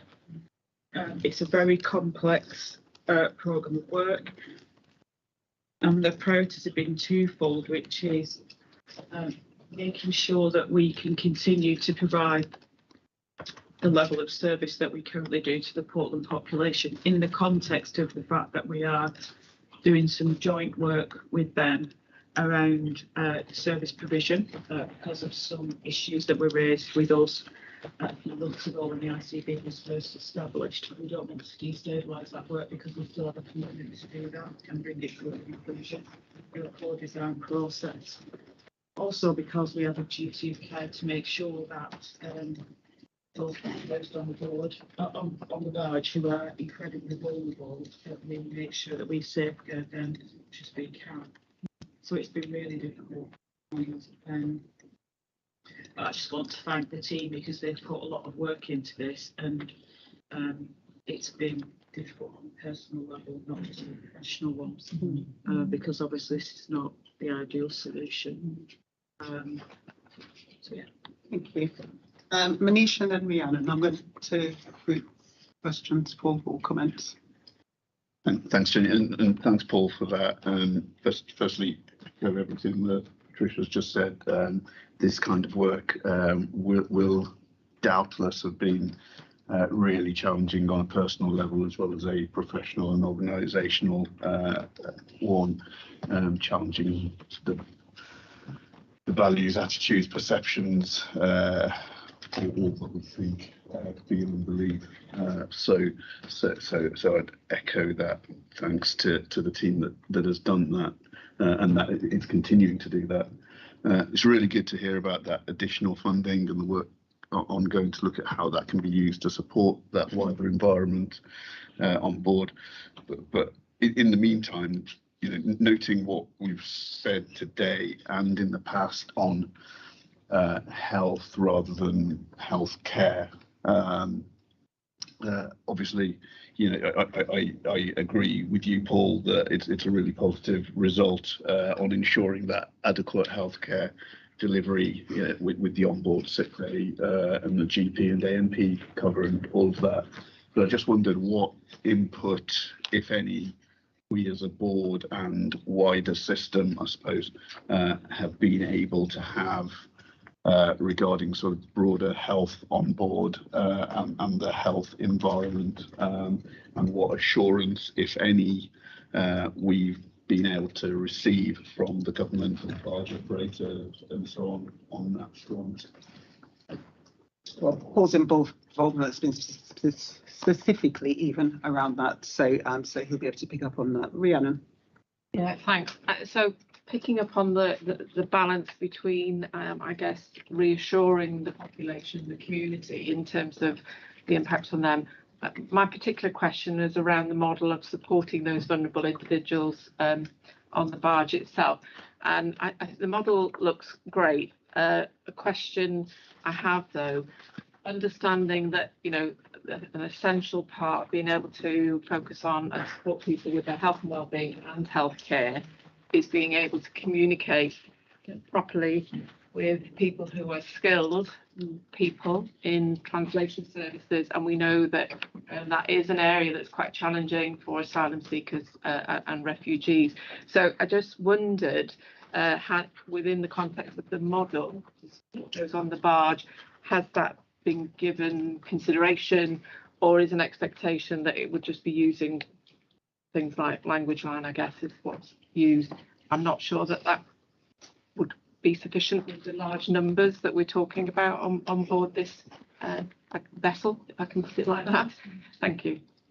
Okay, Paul. Okay, thanks. So first of all, about the broader health and environment, I think thanks, Manish. I think that's really important. I guess there's two things there. One is that we've been part of a multi-agency forum working through, because this isn't just about healthcare. So the police have been involved, the local authority and the voluntary sector. And we've been really clear that it's not just the statutory organisations that need resourcing from the Home Office. We need voluntary sector funding, and that has come through. And there has been some work going on about how we can work in partnership with the local authority and the voluntary sector around the well-being aspect for these people coming onto the barge. So that's all happening. I'm not part of that group, so I don't know the details of exactly what's in place, but I know that that's been a particular area of concentration, and the barge owners, the port owners have been really helpful in supporting us in making sure that we get that funding agreement available, so that we can do the wider things rather than the sort of the firefighting that often we may end up putting in within primary care healthcare. The other thing is that the UK HSA have been part of this conversation, and a number of them and us have been on board the barge to look at the environment that people live in, just to make sure that things around infectious diseases and infection and prevention control measures are adequate or as good as they can be. And there's been quite a bit of work done on the barge to try and make sure that that's the case. So all of that work is underway. I guess I think it is worth saying that the barge is designed for 250 people, and there will be plans for 500 to be on board. So that will bring its own challenges that we can only mitigate to a certain extent. But we've got all the agencies to try and do that as best as we can. Rhiannon, regarding and it's not just translation there and then, it's making sure that information is available in languages and accessible to the people on the barge. We are working with the barge operators to make sure that the most common or the most likely languages will be covered, but there will be numerous and we won't be able to cover them all, and there will therefore be some dependency on language line. The bit we haven't worked through yet is often the barge employees will be the ones who'll have those language expertise, and there is issues around patient confidentiality that we will have to adhere to. So we will probably be more reliant, we're expected to be more reliant on language line than we would be outside of those sort of clinical, private patient confidential environments. We're aware that it'll be iterative and that we will learn as we go. And I think it's helpful that it is a phased admission, that we're not going up to a full 500 very early on. But I think you're right, that will be a key challenge for us to manage as we go through. Paul? Yeah. Talk to me about that before, well, when we're back, I can help with that. Okay. Okay, so can I just reiterate Patricia's comments, and thanks to you, Paul, and the team. I know it's been a really, really difficult process to both be involved in terms of the design, but just getting, you know, some proper sense and agreements around some of the healthcare issues. And I know it's not over, you've made that clear, so but a big thank you to you and the team for that. Okay, I'm going to move us on to the performance report, and Dean has joined us on the screen. Thank you, Chair. So the performance report, there's really two parts to the performance report for this month. So we've got the final positions for last year. So there is a section of the report that shows kind of how we ended the year last year. So if you recall, kind of as we started in ICB, we set out 3 priorities, making sure that we kind of had a safe winter. We treated the long waiters and we'd got financial balance, and really that's what this report kind of shows, the progress that we made on that, and landed the year really well at the end of March this year. So if I go on to next year, well, this year, 23-24, we did the planning round. We know what the operating standards are, and we are just at the end of Q1 now. Now there is some delay in the data that we get, so so it always feels like a bit of somebody presses the reset button on the 1st of April, and it takes a little time for us to understand where all the risks are. And I think what I want to set out today is where I'm seeing some of those risks appearing and what progress that we're making. So I think the main challenge, as we've seen ever since we started at ICB, was what we describe as the flow through the UEC pathway, which is manifesting itself, or has manifested itself through the no criteria to reside number. So those patients who need to be cared for somewhere else but are still in hospital. You may recall that we introduced a new discharge pathway from the 1st of April. We introduced discharge to assess, so we don't assess patients in hospital, but we move them out of hospital to a more appropriate setting before we do that. And in doing that, we had a really good April and May, and it really started to deliver for us. And we got down to what we expected our end of Q1 position to be during May. During the end of May, though, and June, there were a number of things happened. We had half term, we had industrial action, and then we had got some of the discharge to assess beds. We'd got some patients who were staying longer than we expected in those. So we started to get some kind of the numbers of no criteria to reside started to rise again. So we've done a number of things since then through June. We had some focused effort on our community hospitals, and we got the numbers of patients there right down again from 70 to 40, and we think 40 is our trigger point really for having to intervene and do something different to make sure that we don't get patients stuck in the community hospitals. And then coming up, we've got a number of focused events called the multi-agency discharge events that are happening at Dorset County Hospital in mental health, and we're just agreeing kind of the actions for University Hospitals Dorset. In terms of the risks coming up, and this is I think where we've got some real risks coming, is in July we've got industrial action, junior doctors and consultants. There are 5 working days over kind of 7-8 actual days during July. That will cause us some difficulty. And what we saw during the industrial action earlier in the year, that kind of each day kind of industrial action reduces our activity, the elective activity that goes through.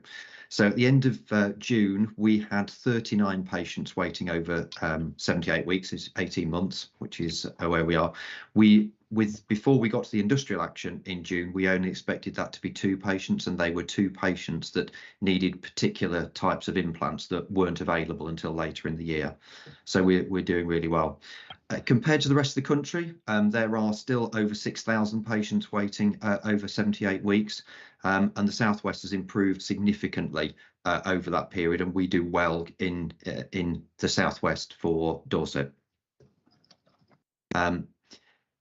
So we need to watch that during July to understand where we're going to, but I'm not seeing a particular problem in 78 weeks at the moment, but need to keep an eye on that. The other one I wanted to raise was on diagnostics. Generally, for the diagnostics 6 weeks target, we're doing well. We've got 2 areas that we've currently got challenges on. The first one is on audiology, where we've got a lot of patients waiting over 6 weeks.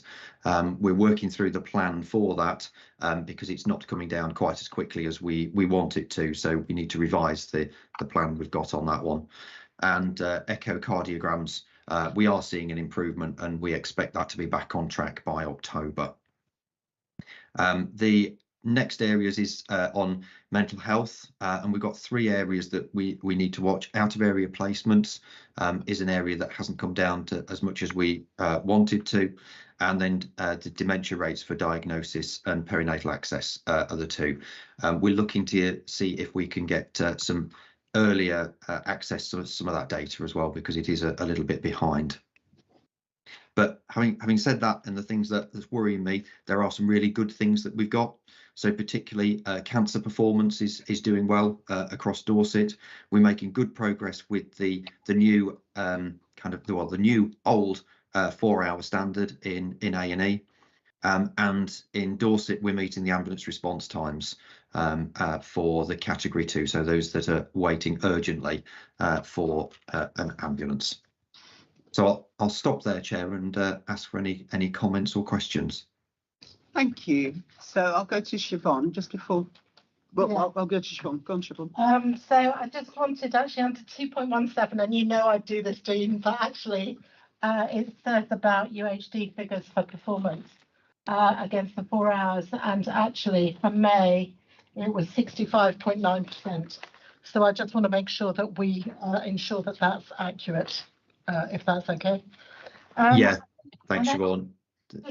Comment really, because the system, what I will absolutely, I think we'll commit to as providers is that we will all do everything possible to improve and get the position to where we want it to be. From a UHD perspective, it's worth noting that apart from the various risks you flagged, we're also, as you do, implementing a new IT system in both Poole ED and in Bournemouth ED, whilst having our CQC inspections. So it has been quite an interesting time, and Bournemouth's due to go live with Agile in about 4 days' time.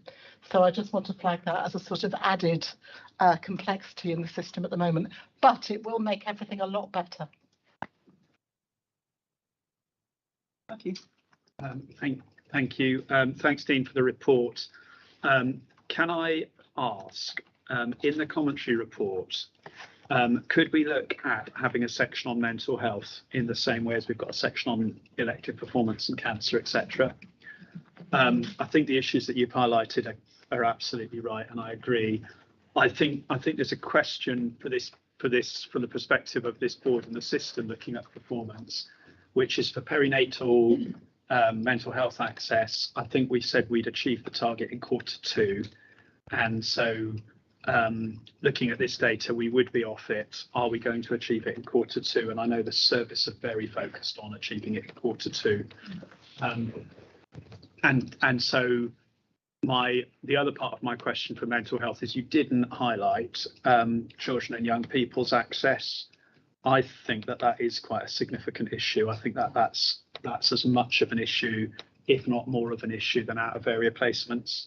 So I think sort of strategically, the 3 areas of most concern for me are the out of area placements, children and young people, and the dementia diagnosis. Adriana? Thank you. Yeah, thanks, Dean. This may just be because I couldn't find it or it's somewhere else. So my question is really around population screening. I saw a reference to fit testing, mindful that we're in the more prevention end of where we want our focus to be. I just wondered where screening uptake gets reported. We haven't included it in the performance report, mainly because this is reporting against the operational standards, the operational plan that we've got. There are things within the cancer team that they will be monitoring to do with screening, and also with I'll go back and look and see where we report those. I think it's probably the easiest thing to do, Rhiannon. I suppose in my mind, we want to be prevention focused. So it's taking our focus into that space, because actually the uptake that we don't have will lead to the impact and performance on cancer challenges that we have. So that was where my thinking was going. Debbie's coming to respond. I was just going to say exactly that. I think a lot of the screening is in the primary care dashboard of my practice, so that's where you'd find that. And I think with me trying to pull that information into where we've got risk areas in one report, that will probably be helpful. I was just going to ask whether, Matthew, you asked me a question around assurance around no criteria to reside, that Dean's probably going to be much more competent at answering. So I don't know whether you wanted to get further, or you satisfied with what you got from me. I think I've deferred to the chair. I think it was a helpful conversation earlier. I'm sure the conversation can be progressed outside of here. No problem. Thank you. That's fine. Okay, so is that it, Dean? Thank you. That's all I've got to say on that. And thank you for those comments, and I'll build those into future times report. Perfect. So I'm going to leave it to you to take us through the operational planning for this year, 23-24. Goes down. I know Natalie's on the screen with you also. Can you see that the paper's been read? Because I think the paper's quite comprehensive, and as part of the paper, you also included the letter, haven't you, from NHS England that gives its response. So with that caveat, I don't know if there's anything you want to do to kind of introduce this session. I think this one can be quite short, if that's okay, Chair, because I think it is self-explanatory, the letter that we've got and the report. I think my experience of reading these letters, this kind of, without saying it, I think is a well done. It's kind of there's no kind of big things, kind of you must do this, kind of you need to rewrite it. We didn't have to resubmit anything for it. And they're just really commenting on the things that kind of we already knew that we needed to work on. Yeah. So, and I'd agree with your assessment, reading between the lines.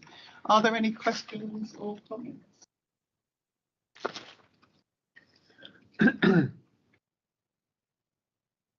John. It's really helpful. I guess I was curious about the letter received from the region because it didn't talk about the context of industrial action in the plan.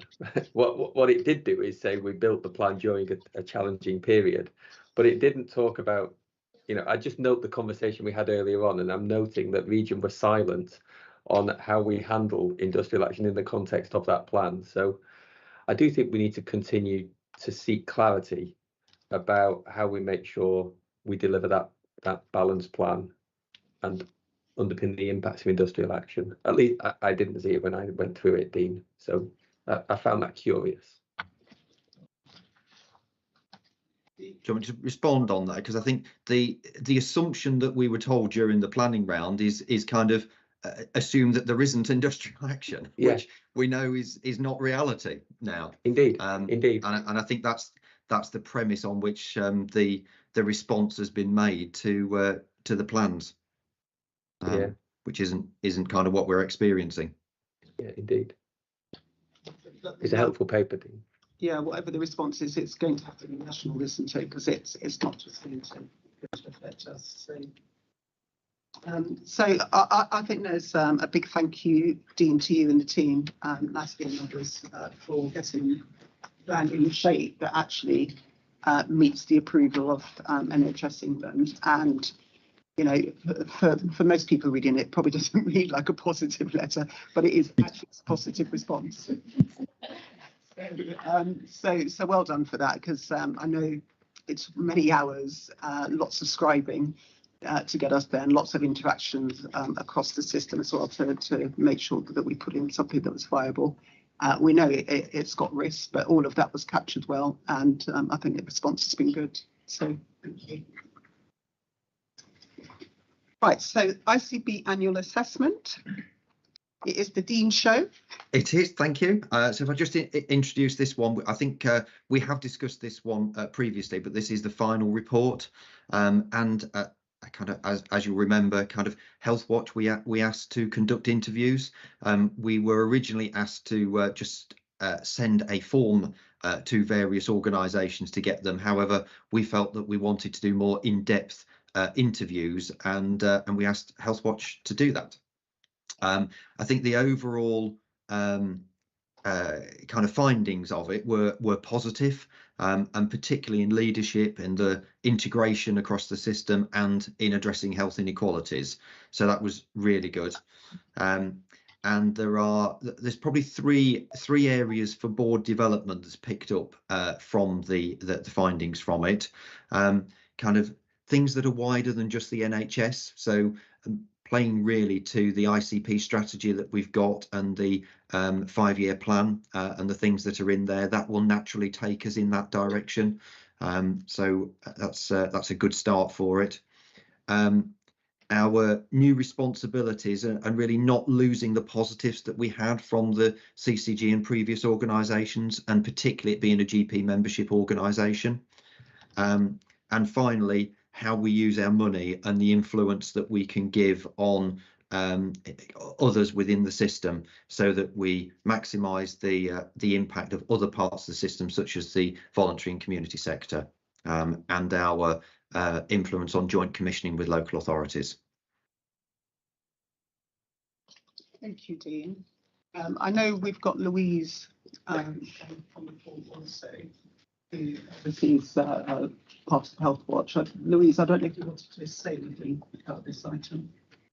Thanks, Jenny. I think it was a really positive collaboration. I thought it was a really good sign that you wanted to gather that kind of valuable insight from stakeholders. And yeah, we enjoyed going through the process. I know our information and signposting officer, Melissa, really enjoyed speaking to everybody who took part in it. She wanted to say thank you to everyone.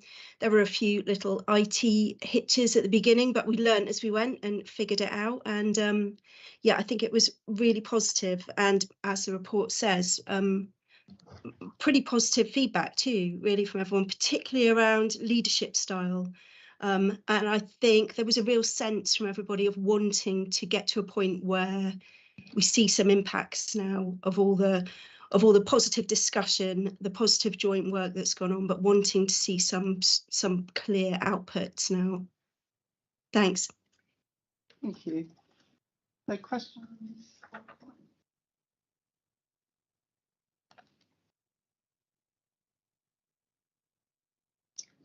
The report speaks for itself.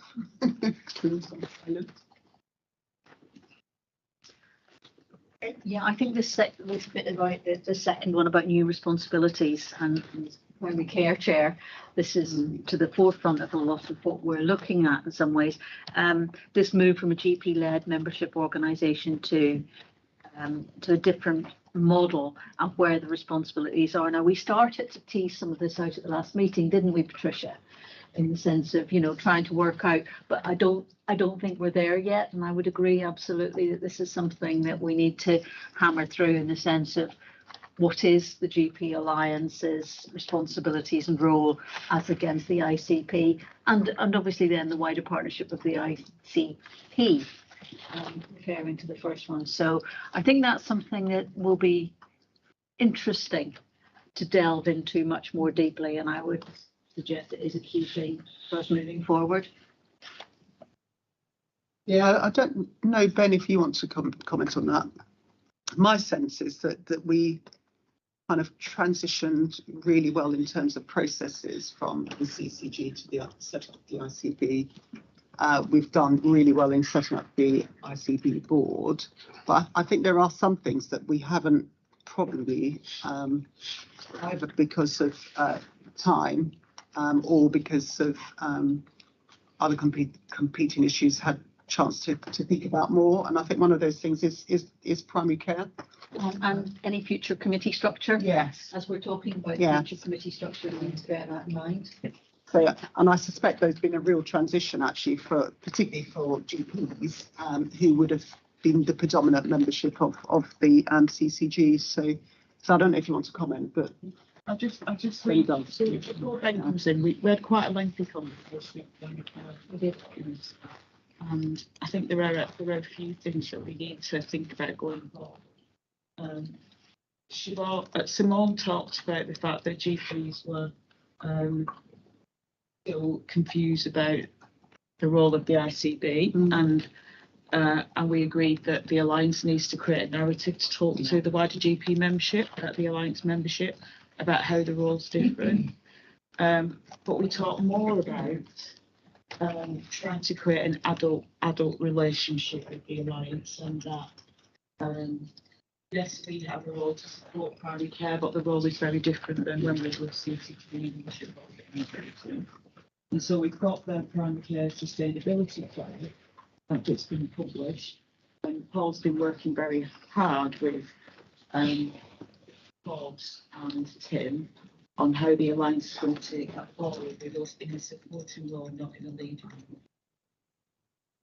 role. Ben.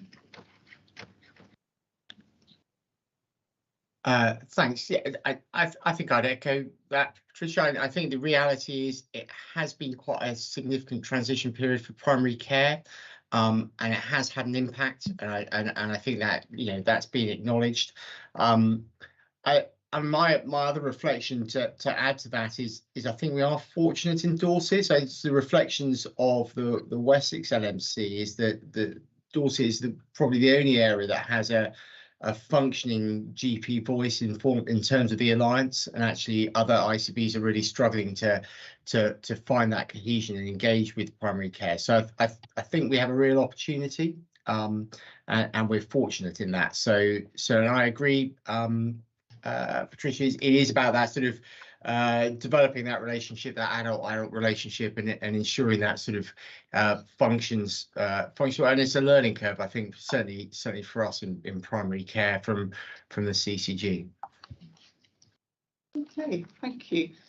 Right, so there are some good things that have come out that assessment, but also some areas for us to focus on, and primary care being that, the primary care discussion being part of that. So the work will continue. Right, so I'm going to move us on then. So the other items on the paper have already, apologies, been through other committees, and they are here for just for consent, unless anybody indicated that they wanted to move them into the discussion item. We didn't have any requests to that extent beforehand, so the papers are there for people to read.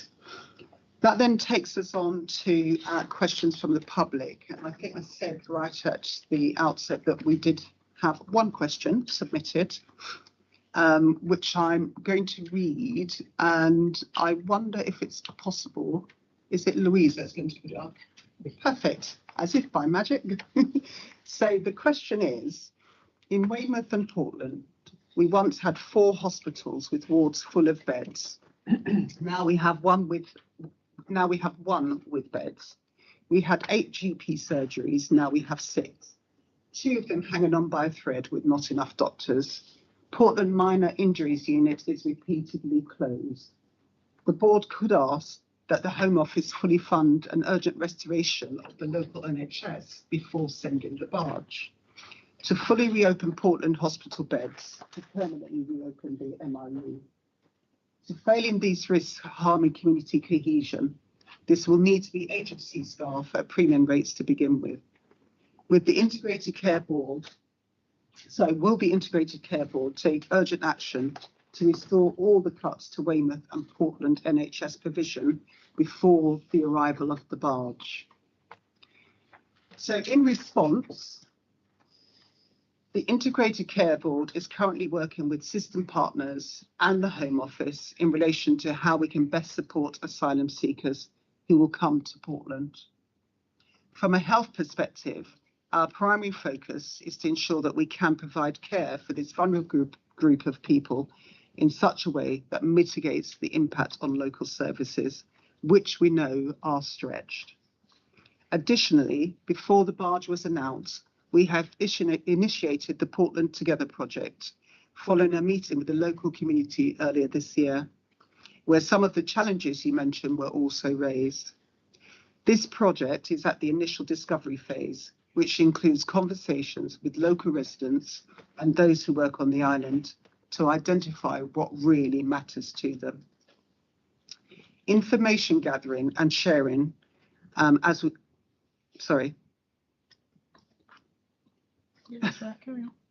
All right, yeah, that really matters to them. Information gathering and sharing as we better understand the services provided and identify any opportunities for change that we can immediately take action on. This project will enable us to plan together with local communities across the whole of Dorset on how we can improve the health and well-being of our population. And thank you to Paul Johnson for preparing that response. So that then moves us to any other business. I do want to spend just a little bit of time, if I can. I've got 2 any other business, just a little bit of time, if I can, reviewing the meeting. Before I do that, I want to just go around and check if anybody else has got any other business. So if I start with Rhiannon. Screen, just wave at me if you have. Okay. Maybe you can come down the other end. Okay, so firstly, I'll take the first one, which is reviewing the meeting. How has the meeting felt to people? Do you think we've achieved what we need to in terms of the discussions that we've had today? Is there anything else we should be doing differently moving forward, particularly around getting some kind of concrete actions of things that we need to do? It's been a year.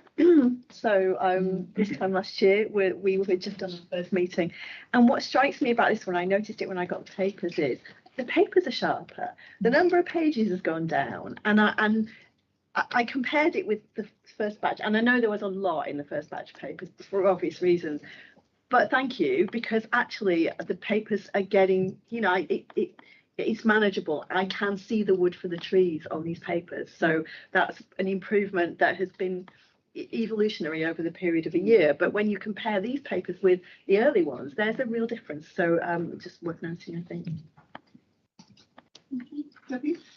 Yeah, I found the discussion today extremely helpful. I like the level of challenge and questions that are being asked of us, that like the report's quite happy to say I don't know or I do know, but also it's really informing. I'm finding it really helpful that it's informing the next report, and I think both Dean and I said, you know, we'll add that into the next report or we'll change it slightly, and really happy to do that. So I think sort of the level of questioning is, I think it's improving. You know, as people are getting more used to each other and more confident, I think we're feeling better about challenging and scrutinising and asking the right questions, and I think that's always healthy. So.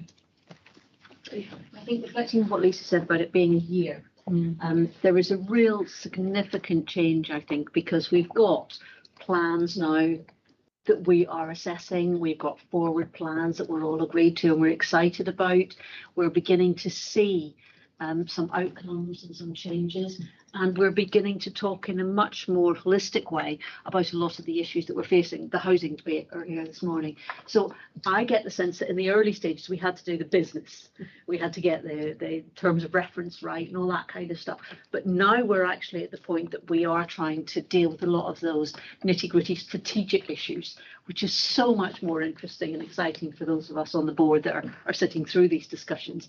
And also I think the other thing that's is making the discussion better is because we've got a better understanding, because we see these reports regularly and because the same issues come up all the time, we don't have to ask as many questions for clarification. We actually can engage at a level where we as NEDs are assessing and evaluating something rather than just seeking information about it. And as a result, I think that the quality of discussion is so much better now, a year on, as you would hope it would be, because if it wasn't, you'd start really worrying. But I think we've made really good progress overall, and we've had new people that have come in who have very quickly adapted to the board and fitted in very well and contributed very well.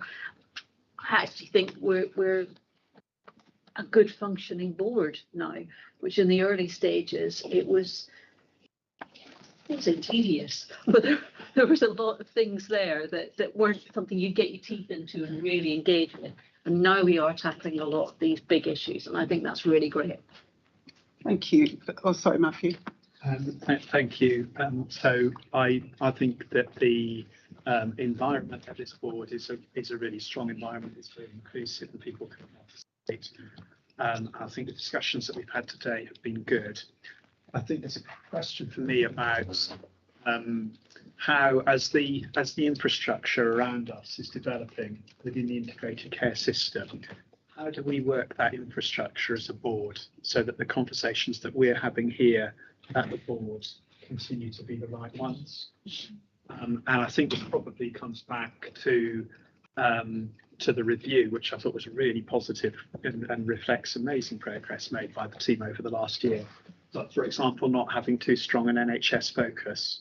So the performance issues are really important, and they need to be resolved and understood. So we need to make sure that that's happening, and we either take assurance that that's happening, or there are some strategic, some big issues that flow through to the board, as an example. Yeah. Sorry, I'm coming back with the second point now. So just apologies because I wasn't here at the beginning because I had an urgent clinical matter I had to deal with. But so apologies if this was explained, but just to have the sort of balanced view, I think we do need to find a way to make sure that we get our local authority colleagues here at the board meeting, and obviously there was a reason why, and I wasn't here, but we had some really interesting discussions today, sort of around housing and that really would have been an even better discussion had we had local authority colleagues. So I think you know, it's about sort of how we make sure that we sort of set the dates or whatever we need to do to actually make that happen, I think. And that was going to be my observation. Oh, sorry. Well, I was going to say that was going to be my observation, because I think there was a really good level of discussion. But I think we at our communities have missed out today by local government not being issues. So I think the learning, I mean, we couldn't avoid it, and the dates were set, and we chose to go ahead. But I think the learning from that for me is, we need to make sure that we set the dates with them. And we've agreed that now with Matt, haven't we? And Graham, I can't remember who Graham said, but we've agreed how we're going to do that. If there is a time when we don't have key partners roundtable, I think we need to rethink about whether or not the meeting goes ahead as scheduled. But Rhiannon and then Patricia, and then I'm going to get on to my second AOB. Yeah, no, just really, obviously I've got nothing to compare it to, but I have felt welcome. So I would definitely take the point of, a welcoming and inclusive board, and that it feels constructive and positive. I think it's sort of building on the point about, there's some things in terms of performance that we have to focus on, and actually your point that it's a bit unfortunate that the regions didn't necessarily help the ICB to focus on prevention. But I think that, I guess going forward, it's how do you much more overtly bring the agenda with prevention is, because what getting focused on matters, isn't it? So, thank you.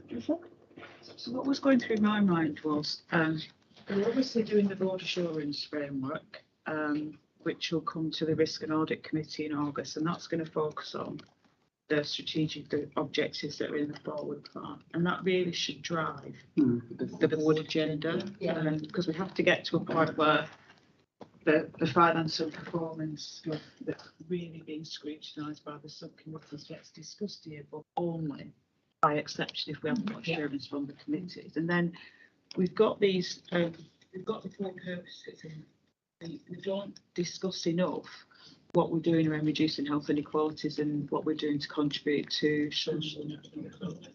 And that's where we could really get into the broader agenda with the wider partnership.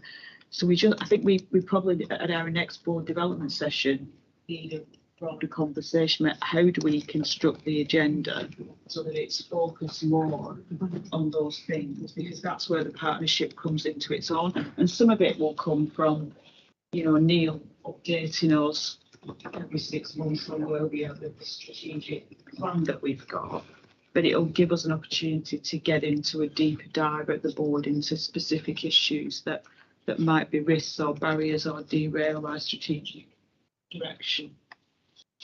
Yeah, really helpful, and I think the back will be keen to that. Yeah. So I'm going to take the last one, and then going to move on to my second AOB. Take the last one, please keep it short.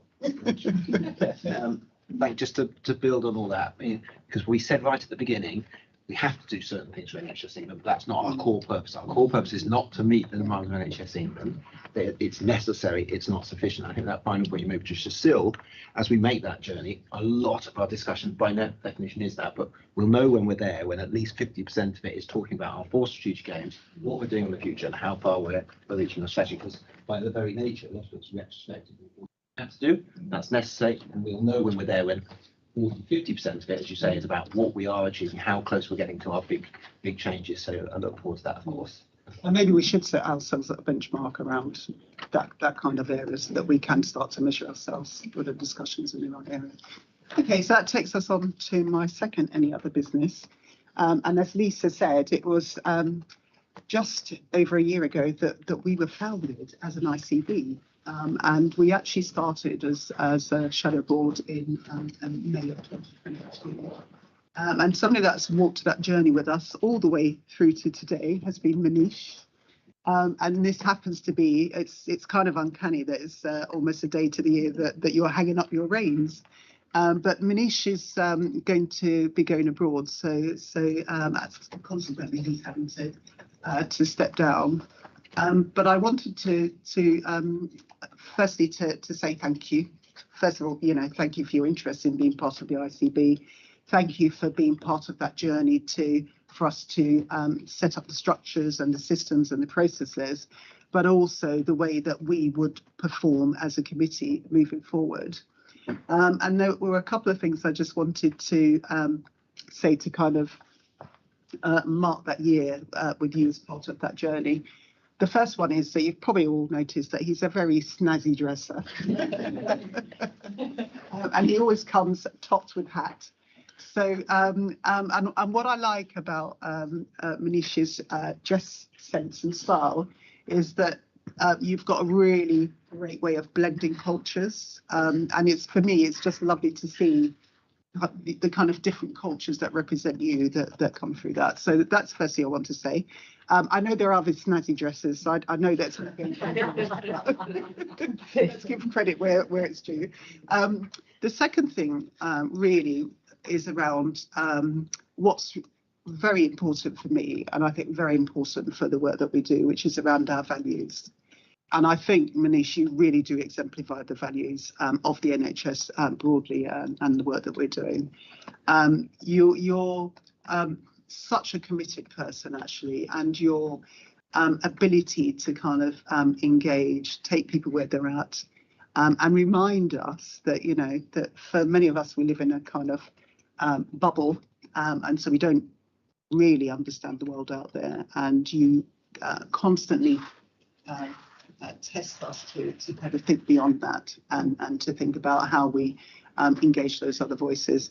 And I remember that shadow board meeting where we were talking about stepping into other people's shoes, and you said really bravely, because it's a packed room, that we can't do that. You know, I'm never going to know. I think the example you gave was what it feels like to be a homeless man.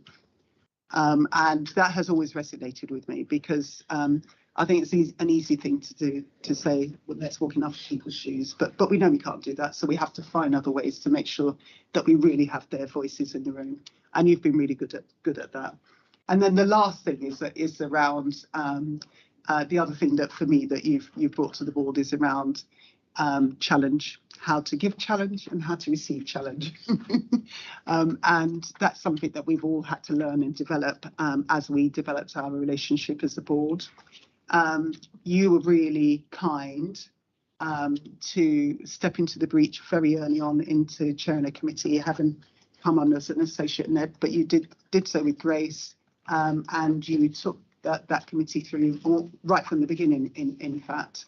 And were able to then hand over the reins to Rhiannon, not to put Rhiannon under any pressure. So I just want to thank you from all of us for the time and energy and interest that you've given us and the people of Dorset. And we are going out to have drinks with Manish later, so if there are other people that want to join us, please feel free to do that. But we do wish you all the best. I feel quite envious, but we wish you all the best with your future, both you and the family. Thank you very much. Right, it is lunchtime, and we're only 2 minutes over, so we can start back promptly. I always get and this time I've forgotten the key messages from the meeting. So do you want to run us through quickly what you've captured? I thought the key messages were around the board restating its commitment around housing and acknowledging our next steps on the action there. I was able to capture something around the NHS birthday celebrations and the role of the wider partners in supporting NHS to flourish.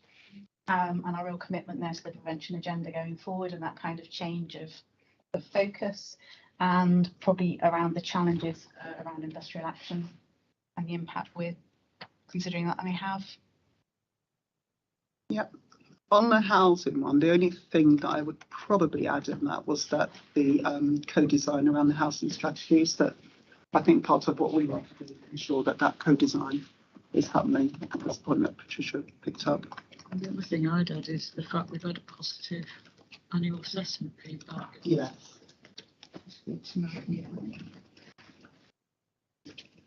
Great. Can we stop now?